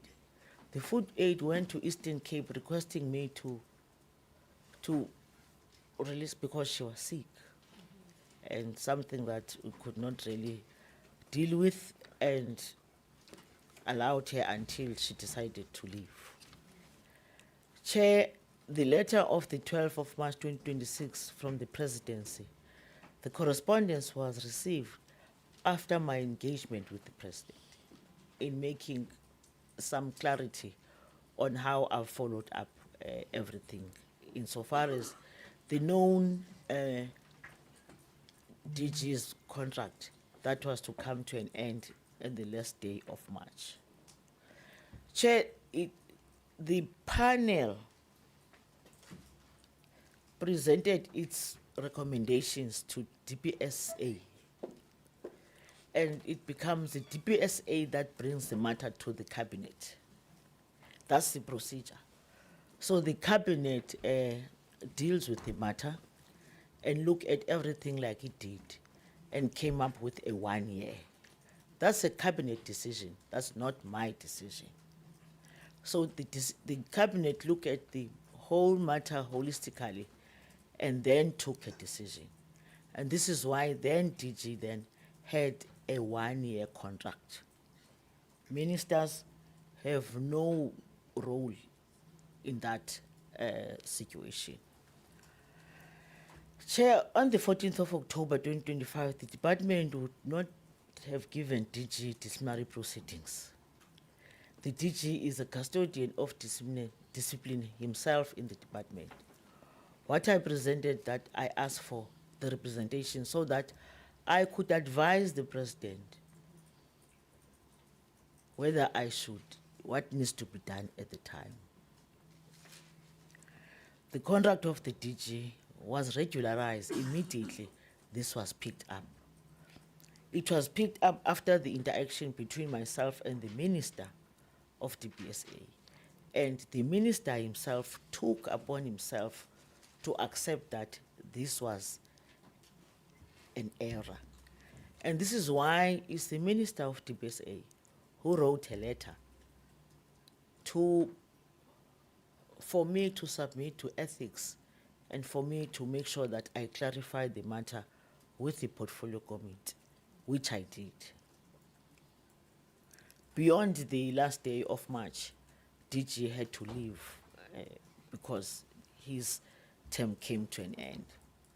Whether we will be able to investigate further if there was money about those who left the department, Chair, the report will then guide, as the chairperson, honorable chairperson, is saying, we can then be able to say what then needs to happen. Hence, earlier on, I said we had to consult when that time came of us having to release DG's pensions and all that is due to him on what should be the case. And we were advised not to proceed because we would not have concluded the report that it will inform us whether indeed DG must be liable for the wasteful expenditure that occurred. So that is my explanation, Honorable Chairperson. The issue of the household allowance in the DSD letterhead, the ministerial handbook determines allowance of ministers' residence. It was not meant for salary. For the forensic investigation, I have said it was damning, and the Public Service Commission can have that to make sure that they put their eyes on it. Our Honorable Mahato's advice and counseling, Chair, I accept fully on all what he has said. I don't want to repeat. The allegation must be treated as such. I was here, Chairperson, to set the record straight. That's why I'm here. That's why I committed from the onset that I will come back to give the committee and put the record straight. On Umama Bishop Msweni, ordered the team to prepare the report and submit. I was under the impression that my office has submitted already. However, I got to hear that that's not the case, which can happen in the next 48 hours, because that has been done. It's there. It can be submitted at any time. Chair, I insist I did not mislead Parliament, and I still said I relied to the Ethics Committee to ventilate that. About the matter of cars, I'm not going to go back there. It talks to the fact that I did not mislead Parliament. So ethics should ventilate that as the members took the matter to ethics. Chair, about the role of appointing staff in the ministry. Of course, I got the counseling and guidance from the PSC, which I'm taking it very seriously to come closer and make sure that we look at this matter. Whether the matter can be taken to public protector or not, it's upon this government to be transparent and make sure that we avoid a situation where fruitless expenditure has been picked up and everything must be done, whether by the executive authority or by the officials of the department. I agree with that fully. The appointment, the department and ministry, the teacher's contract, as I have explained, was regularized. That's why he is no longer in the department. We correct what the DPSA said was an error. We corrected. It had no financial implication for the fact that it was corrected at the point, and it did not really create any of that. the secondment of the former Chief of Staff, Honorable Chairperson, if I may speak into that. Sis Zanele was my Chief of Staff, appointed as such. But Section 14(1)(a) of the Public Service Act allowed me to just shift her and to be elsewhere. This was informed by the fact that I needed to make investigation, but I did not have ammunition to act on her immediately. She did accept her transfer. She consented in terms of Section 14.3. Chair, I remember she wrote with a pen in the acting letter, and she wrote, I'm reading, I accept if the transfer is in terms of the law, which indeed it was. Chair, the Section 14 does not distinguish between staff in ministry and staff under general. It says any employee. I guess the work that is being done by Public Service Commission will ventilate on those for us to be clearer going forward. Chair, to respond to Mama Tlo's question. Chair, Honorable Tlo, I'm sorry. Chair, this matter has been in the media platforms. I will sometimes receive some because they were everywhere else. Sometimes people will send me some, and sometimes I'll get to hear from everybody else. I did at some point receive one which was a little bit worrisome. It was worrisome that it spoke about quite pertinent things for me and what was going on around my life in particular, and what was going on into the office. Chair, one of those, I'll just read it for you, just for the committee to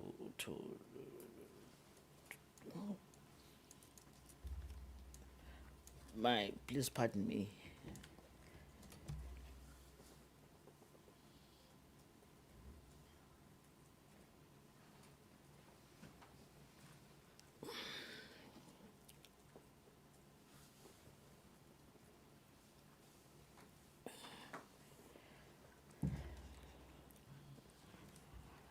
This that I'm going to read is written to one of the food aiders, the one who was in Pretoria. I'm reading. Hi Pindi, ngulumka obesebenza noZanele, ndizama ukufona. The other one on the other side, andikho sekhaya ngoku ndisemzini, mam, elsewhere. It's okay, fine. Uyakwazi uthetha. Ngomso, mamela ke, kukho igqwetha elifuna uninceda noMarhadebe, sizothetha nalo ngoku ngo-8. Nawe sikufake okanye uright uyazenzela for free. This is supposed to be two people talking between each other about this matter. I am now taking you to the audio.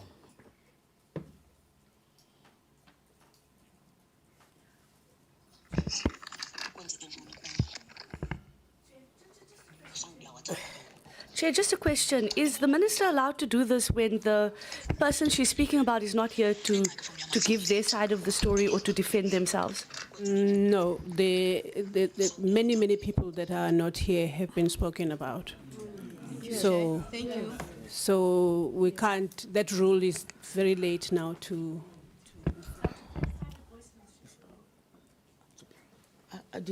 I'm sorry, Chair, I did not hear the question. Honourable members, what the minister is doing is responding to a specific question that was asked by an honourable member. How is the minister supposed to respond to that? No problem, I understand. andifoneleki andiyazi uba kwenzeke ntoni kum, so ndiyawhatsappa ke ngoku qha andifoneleki. Ndisezoyolungisisa le nto ikhona bendingayazi licofikileyo apha kuyo, so ndifuna ndiyise phaa my friend ke ngoku bayilungise. Yayibona. Okay ke sisi akho problem ne, but ke njengoba benditshilo into yobana ukhona umntu ofuna uncedisa, andanoba wena ke eyakho imali wawo ifumene yonke nayaphelela, or mhlawumbi ke singa-eda as well nawe, so that lo bhuti ufuna uncedisa akwazi ukuncedisa, nizokwazi ukwenza izinto zena ukuthi nanithutele kanjani phayana, wahamba kanjani wena, yonke laa nto. Nawe na imali yakho yayithathwa njengomarhatebe, because this guy wants to take it forward into yini. Okay, sure. Ndiyakuva ke mna ke sisi, ndiyakuva ke ngoku. Lo mntu uzawusincedisa sihambe siyome ezinkundleni siyoxoxa. Usizanele akayikhumbuli into yokokuba xa sixoxa ezinkundleni thina, like mna kwelam icala, xa sixoxa ezinkundleni nosizanele uzawubandakanyeka. Ayifike ihlale loo nto phaa kuye, ngoba kaloku ekugqibeleni kosuku wena mntu ongumama, hayi andithi umama Mtolahle urayithi, uyayibona, ungandiva kabuhlungu, andithi urayithi umama Mtolahle. Ekugqibeleni kosuku ndifuna le nto siyivelele nkalo zonke. Umama Mtolahle akazange wathetha nelimdaka kum ngento yemali, uyayiva, uba imali dathi imali ithiwa. Into ayithetha nam ngusisizanele, uyayibona. Yonke into mna xa ndiyithetha ndizayithetha isiya kuzanele ukubona. Yonke into enzeke kubam ubomi idibanisa uzanele, so yena ke iyawuba nguye ke udibana nomama, uyayibona, ngolo hlobo bebesenza ngalo. Ekugqibeleni kosuku ndiyabukela apha ezindabeni umama evela bethunana, ndiyambukela umama evela apha ezindabeni kwezinto zenzekayo. Iwari yam wona nto ungumama umdala, umama Mtolahle umdala kuzo zonke izinto zimehlelayo, zimehlela engumntu omdala. And umama Mtolahle ezinto bezisenzeka ezenza kuthi nozanele beyiphathi and yayo loo nto. Umuntu ebesidila naye ngomlomo ngusizanele. Kufana nento yokokuba uba besiza umangala, mna uba bendifuna umangalela umama Mtolahle, bendingazukwazi ukumangalela umama Mtolahle ngoba ndizange ndathetha nto nomama Mtolahle, ndandithetha nosizanele. Ekugqibeleni kosuku usisizanele ukuphuma kwam kwaTolahle kusezandleni zakhe, akukho sezandleni zomnye umntu. Unobangela uba mandibe mna ndilapha ekhaya, sign i-contract ka-5 years, ndasebenza unyaka wabayi-1 ndilapha ekhaya for the sake of usisizanele. Usisizanele owayendityhola isithi mna ndinguphindi wentethe, ndithandana namapolisa, mna ndinguphindi wentethe, ndihlala ndibuthe emapoliseni. Banepicture ke kaphindiwe lo undini eyohlala namapolisa athethe isikwerekwere iilanguage zabo endingazaziyo mna ndinguphindiwe, ndiphinde ndibe nesibindiso yabo. Wayengandikhupha usizanele emsebenzini, wayendikhupha. Wafaka abantu usizanele emveni koba endikhupha emsebenzini ngolu hlobo andikhuphe ngalo, wafaka abantu befemeli yakhe. But now ngoku xa enedabi nomama uTolahle wayefuna ulwelwa sithi amadabi ebengakhange thina asilwele, ngoba kaloku if uthi yena uTolahle bethetha kuye, wayengathanga uTolahle uthetha kuye eze kum azothi phinde ungakwazi endaweni ethile ukuze into zakho zibuye zonke. Imali zam zange zabuya zonke, but andimandi ngezo mali. And ke xa ifumaneka imali, hayi imali yona shame ndingayithatha ndiyitye, kodwa not uba ndiyome ezinkundleni nomntu umdala la mama. Mna sisi apha ebomini ndafundiswa into yokokuba umntu omdala ndimhloniphe, ndazibiza ngoba ndiyakholwa, ndiliKrestu. Xa ungumntana kaThixo ke sisi, awukwazi ukwenza izinto eziphikayo indlela kaThixo. Thina singabantu balapha ezantsi emhlabeni sithatha uYesu, sithatha uYesu simenze ishelter yoba senza amanyundululu wethu, sawugqiba sizimele ngoYesu. Ndicela ke sibuyiseni ingqondo zethu. Usizanele akabuyise ingqondo, akayijonge le nto macala uba xa ifika ngaphi izawufika ithini, xa ifika ngaphi izawufika ithini. Andithi usizanele makangalilwi idabi lakhe, angasifaki thina baqeshwa bakaTolahle. Asiyeke ngolu hlobo sihleli ngalo, wasikhupha mos emsebenzini. Ngoku wayisizolwa idabi lakhe, wayusizanele senza ngolu hlobo enza ngalo. Umdala la mama uyangqungqutheka ngezinto ebezenza nozanele. Uzanele esondele kulaa mama besenza izinto, emenzisa izinto. Namhlanje funeka kuthathe umama abantu emdala ayomisa ezinkundleni zamatyala, kungoba lo mama funeka ndimbone efile na. Xa efile la mama izazela zenu zizoninika ntoni? Okay, it sounds like it's now a repeat of the same thing. Yes. Thank you very much, Honorable Chairperson. As I was responding, I think you managed to get. Can I be allowed to respond? The committee will take charge of that. But please just allow the minister to respond in the way that she has prepared herself. Chair, I just wanted to give you the gist of the question that was asked by Honorable Klo.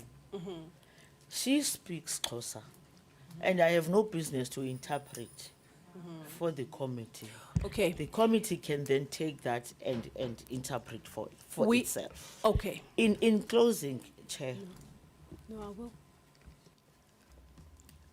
if the chair remembers, Chair, can we, for once, respect the decorum of this house, please? Thank you, Chair.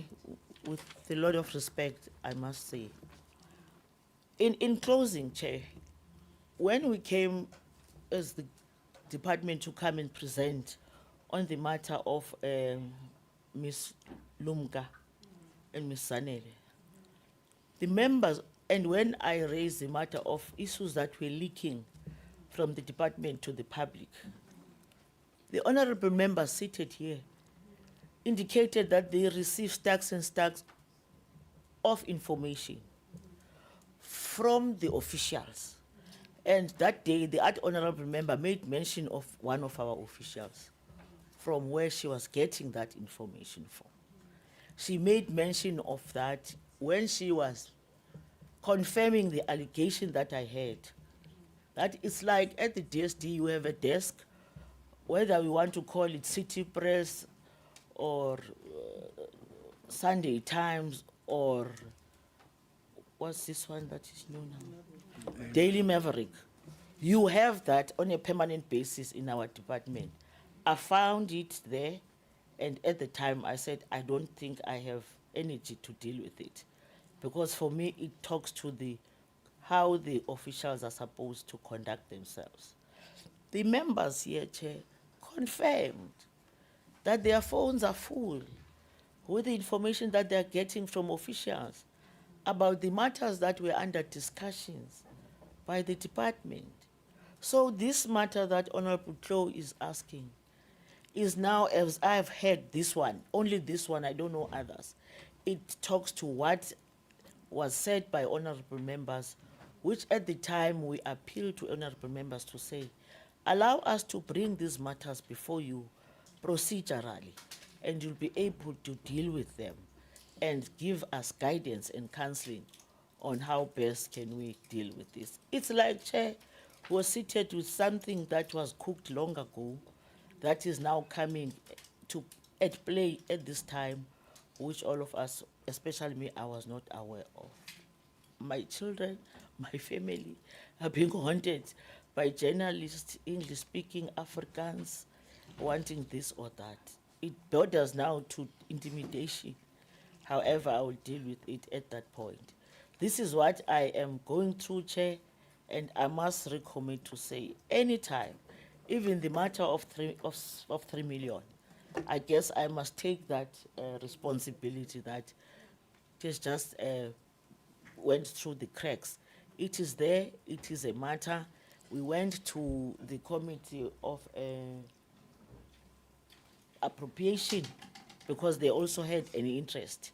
We did appear before them, were still awaiting, which they saw nothing. We also said, let's also take note of what the AGSA is going to say in picking up those things that might have been wasteful of anything, but we are building on it because the committee, if you remember, we did bring a narrative. You said we want a report blow by blow, rands and cents, what happened. This is what we are still committed into, and I want to profusely apologize that this time around I did not bring that one. It's gonna be brought to your attention. We'll send it in 7 days once we are all sure of whether we've been able to make sure that this is now ready. Chair, I refute the authenticity of the contract letter of a food aid. I still want to insist that Honorable James said she has got documents and so on. If we can, that be submitted to yourselves, but I can say here, seated here, we don't have such in the department. Thank you very much, Honorable Chair. I appreciate the opportunity. Thank you so much, Honorable Chairperson. I just want to, for the benefit of the colleagues, obviously, because although the question was asked by Honorable Tlong, but there are members, as it happened with, always happens with the Honorable Bishop, that we allow other members to also understand what is being said. The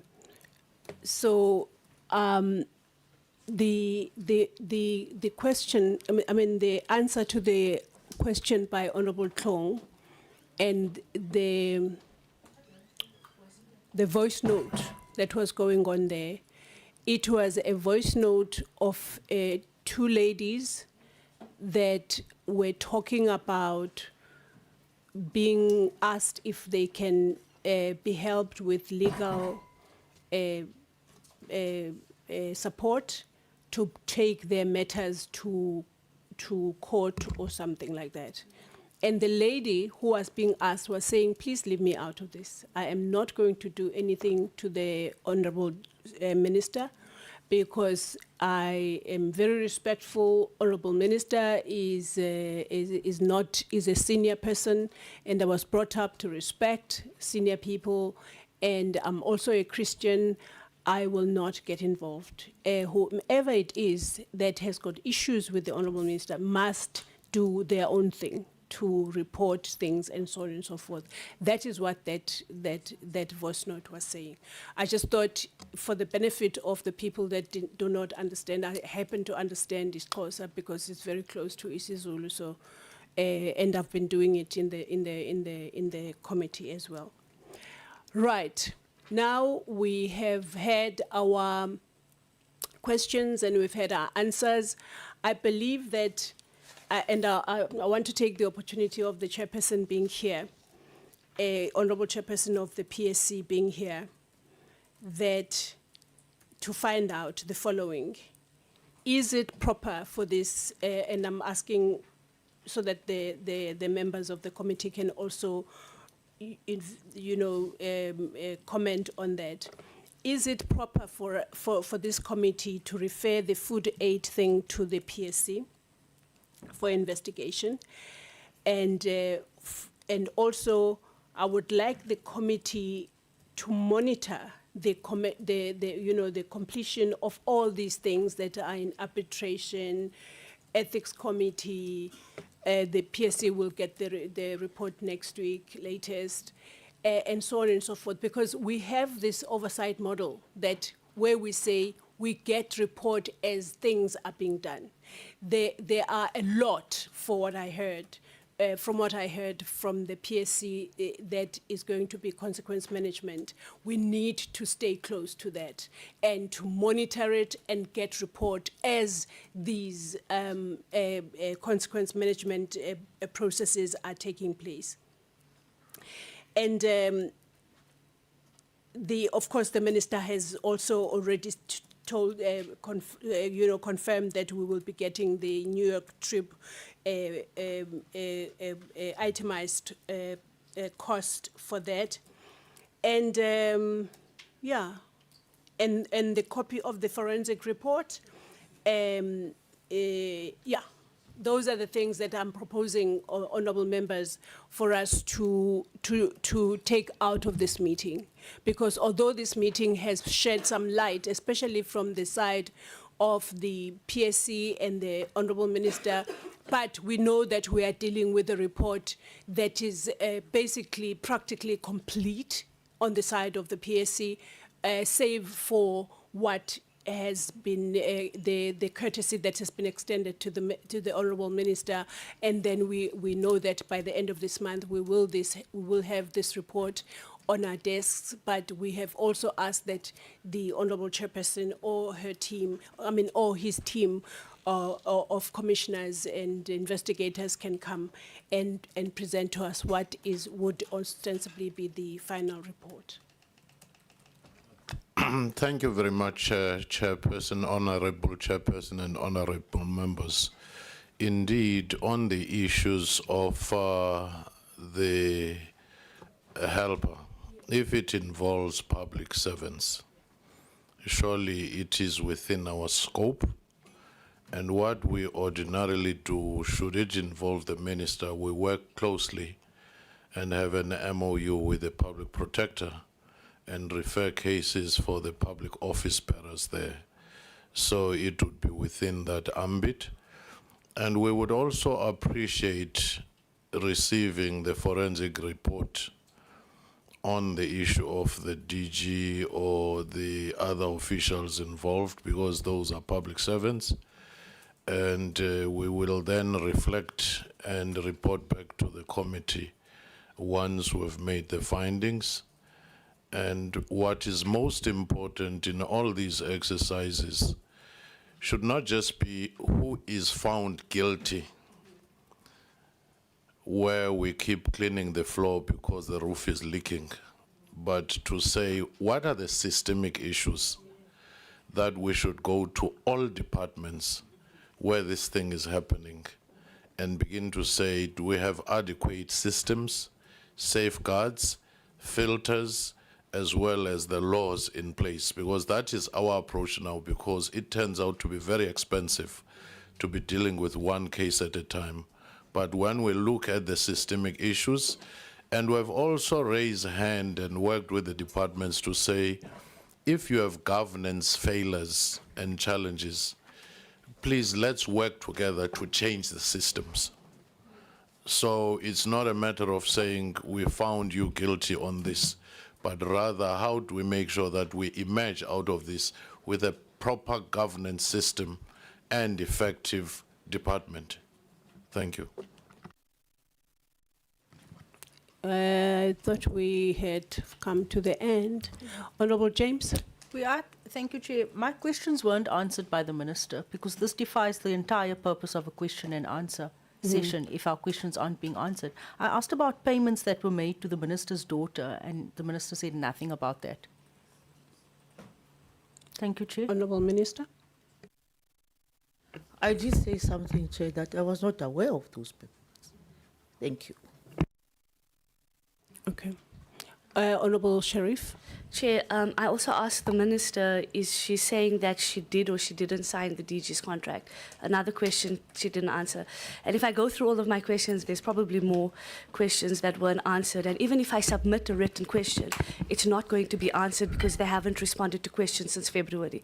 However, Chair, that aside, I just wanted to go on your recommendation, that I agree with your recommendation about the way forward. I think and as I mentioned to the Prof, that if they can just please investigate this one in the beginning of my input, that would be a really good idea. And Chair, you then said that it's been eye-opening. It hasn't been for me because we haven't gotten answers from the Minister. We haven't gotten clear answers from the Minister.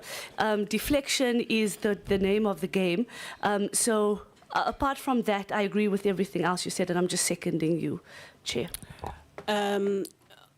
Honorable Sharif, please tell me what question has not been answered. The Minister is still here. I asked her, did she or didn't she sign the contract for the DG? Because she had said that she implied that they used her electronic signature because she wasn't aware of it. So did she or didn't she sign the contract? And then the second one is she says that she only disciplinary process only happened to the DG after she spoke to the President. The President wrote to her on the 12th of March, but there is a media release that is dated the 14th of October 2025, where she speaks about disciplinary of the DG. So what is the truth? Thank you, Chair. Thank you very much, Minister. Honorable Chairperson. I did not sign the DG's 5-year contract. My electronic signature was attached into that. That's what informed me to call for a forensic investigation.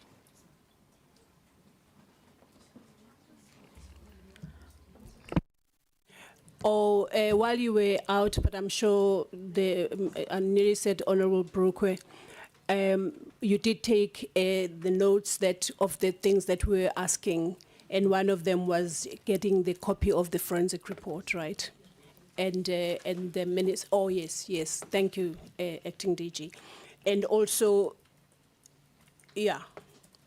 So as you also heard, Honorable DG, are you going to send it directly to the Honorable Chairperson of the PSC, the forensic report? Okay. Thanks, Minister. We have noted the request from the PSC Chair. We've already processed it through DTG Book, but it will come through the Minister's office. Thanks. And I've already provided a date when it should be submitted to the PSC. Okay. That sounds to me like we have, at least for today, come to an end of this meeting. I am now hesitant to ask the honorable members to stay because we have a report now that we are bordering on working on a report for the term that has not been adopted by this committee, with today being such a day. So may I please ask, it will not be longer than 10 minutes. If it hits 10 minutes, just walk out. Don't worry. So, yes, I did. So thank you so much, Honorable Minister and Honorable DM and your teams for having come through and stayed for as long as you have so that we can exhaust at least what we had on our agenda today. Please, can we have 1 minute, one meeting? I didn't. Yeah. And also, Honorable Chairperson, thank you so much for your time. I know for you and the commissioners and the investigators, I really appreciate your time that you've spent here today because I know how busy you must be working in the space that you are working in, and all the teams that have come here, all our stakeholders. I would like to thank you and appreciate your time today. And we hope that, as you heard, this was a progress report. There will be more reports coming, and we hope that you will be with us even at those times. But for now, I would like to detain the honorable members, and the rest of the meeting is adjourned. Thank you so much.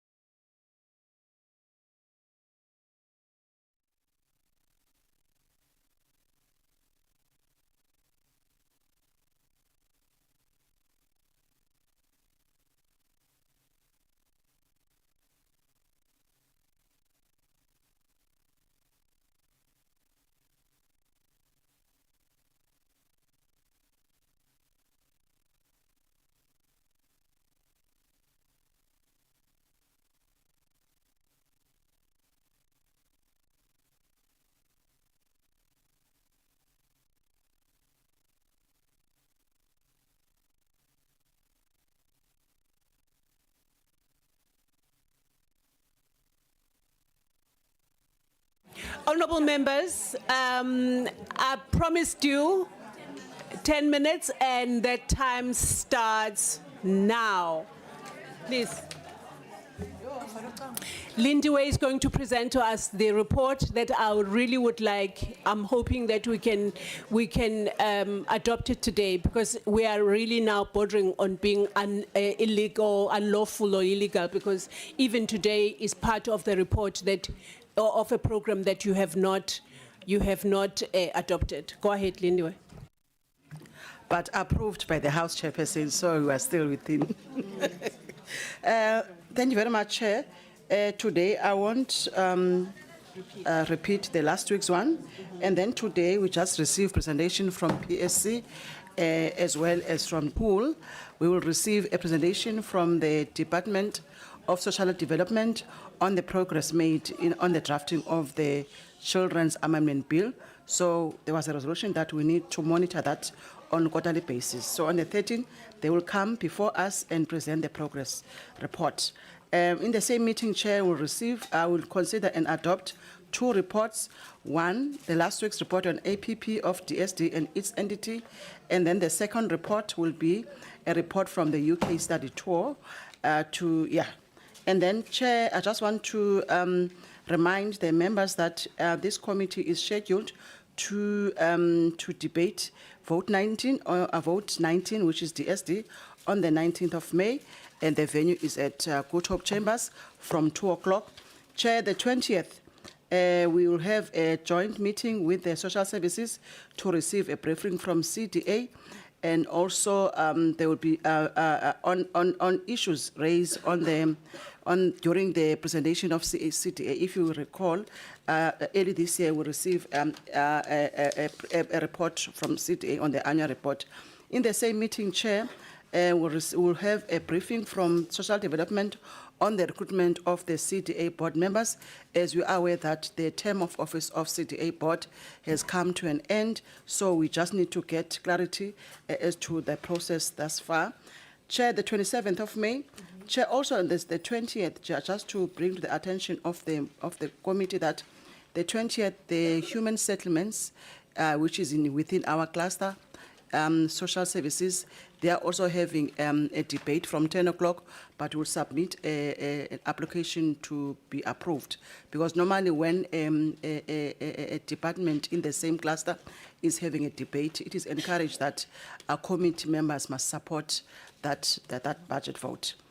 So that one is subject to the approval. Chair, the 27th of May will also receive our standing agenda item. No, it's a new one. The DSD will also brief the committee on its first quarterly report on key interventions it is implementing in response to President Ramaphosa's classification of GBVF as a national disaster.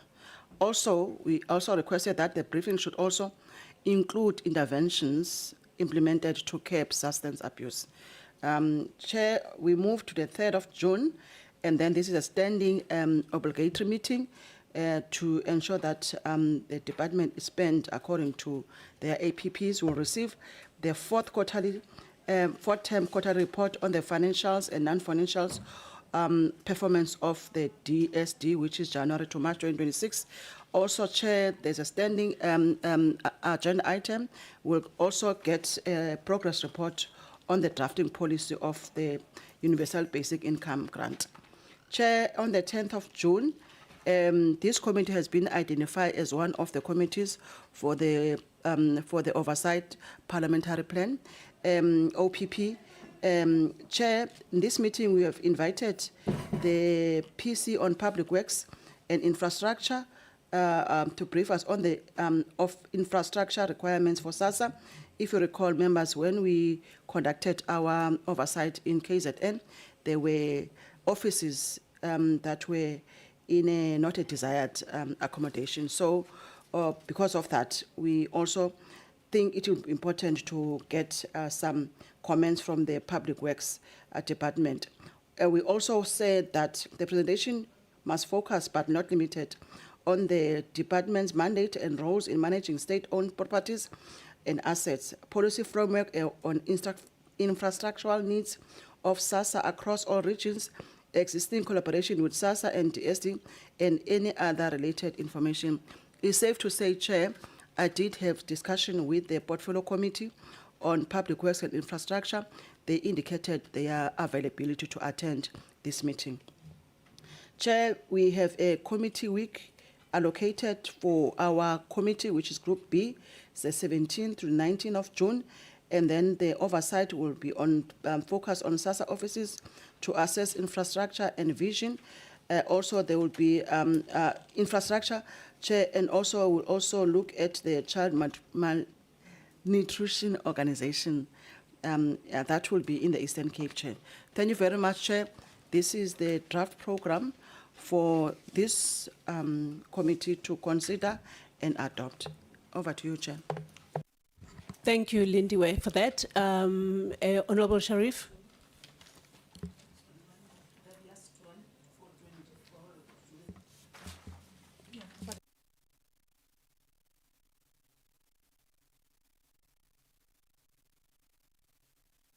Sorry, Chair. The last one, Chair, is the 24th of June, where we'll receive a briefing from Small Business Development on skills program for women and victims of GBV and to demonstrate how SITAs can assist these women and link them to economic opportunities. Remember, members, the small business was invited some time ago, but unfortunately the minister, the deputy minister, and the DGs were not present, and then the committee decided that they won't proceed. So now we're inviting them to come back and present to the committee. Thank you very much. Thank you, Lindiwe. Members, this is for us to adopt. Honorable Sharif. Thank you very much, Chairperson. Chairperson, I am going to try every single avenue I get, whether it's writing to you, whether it's trying to add onto the draft program, whatever avenue I can to add a parliamentary inquiry into the minister, if we can add that onto our program. Thank you, Chair. Thank you, Honorable Sharif. At this stage, I think it would be very preemptive to be thinking about inquiries, because as you heard earlier, we have a forensic investigation report that has been given to us. We are waiting for PSC report, final report somewhere this month. We are waiting for the ethics committee report. We are waiting for the arbitration, and so on and so forth. I think to override all those things and say inquiry, it would be so preemptive. It would be like, I've heard everything, but all I want is inquiry. I think that would be my take. Honorable Mahato. Thank you very much, Chairperson. I think as this committee, we must just adopt this program. Thank you very much. Thank you, Honorable Mahato. Any seconder? Seconded, Chair. Thank you. You don't agree? You don't agree? Chair, I don't agree with the justification you just gave. Because if I take today as an example, I don't feel like the minister accounted completely and fully. And I don't feel like normal portfolio committee meetings has enough time and space for the minister to come under oath and tell us exactly what is happening. So whether there is this, there's that, it doesn't stop us as the portfolio committee to do what our mandate is, which is to do proper oversight on the minister. And so I don't agree that we must wait for all of these things to happen. People are not waiting. They don't have time to wait for their SASSA grants. They don't have time to wait for assistance and for them to be able to put food on the table. And so for me, a parliamentary inquiry is the best opportunity to bring the minister to account, because today, if we go through today, the minister barely answered any of our questions. So that's, in that instance, I disagree with you, Chair. But I will take your lead. Okay. And take it from there, and I will continue pushing for a parliamentary inquiry. Okay. All right. No, that's fair enough. Lindiwe, can you want to to provide some procedural Yes, Chair. support? Yes, I think it's important, members, to note, as much as we been conferred powers to exercise oversight over executive, we might take cognizance that there are other structures that have a responsibility to play in addressing certain things. So for this committee, whilst we have information which is not final, we have reports that are not conclusive, we have reports that are in the arbitration and so forth. And we also made a critical recommendation for the matter of food aid to go to the PSC, which we need to get a report on that at a later stage. I think for us to have parallel processes, you know, might be deemed as undermining the structures or the body that are dealing with these issues. So let's wait and have a conclusive findings on these matters that are before these different structures for this committee to take a decision. And even for inquiry, you need to have clear terms of reference. We need to conduct our investigation, etc. Do we have that capacity to do that? And how are we going to justify that? Whereas these matters that we want to have an inquiry on are somewhere else, are being handled with different structures. So I also agree with the chairperson that let's wait for all these matters to be conclusive and then for this committee to take an informed decision as to whether they want to go to the inquiry, and then we also do our necessary research as to how can we go about in terms of a committee inquiry and have clear terms of reference that would not encroach other bodies that are busy with this matter. So for now, I think the chairperson is advising the right direction, that let's wait all these processes to be conclusive for us to take a decision to have an inquiry which is informed by the findings and recommendation from these statutory bodies. Thank you very much, Chair. Thank you, Lindiwe, for that guidance. I don't see any other hands. I only see a head that is shaking, and that is properly allowed. You know, this is a member of this committee and a member of parliament, so you have every right to, as you said, you will do everything that you can. You've started now with saying we must do this. I have given you a response that you are not agreeing with. You are totally allowed to seek other avenues. We have received procedural support as well from a person whose role is to do just that, to give procedural support. And so let's just keep going, is my advice. And may I please then take the opportunity to declare this meeting adjourned. And thank you all so much.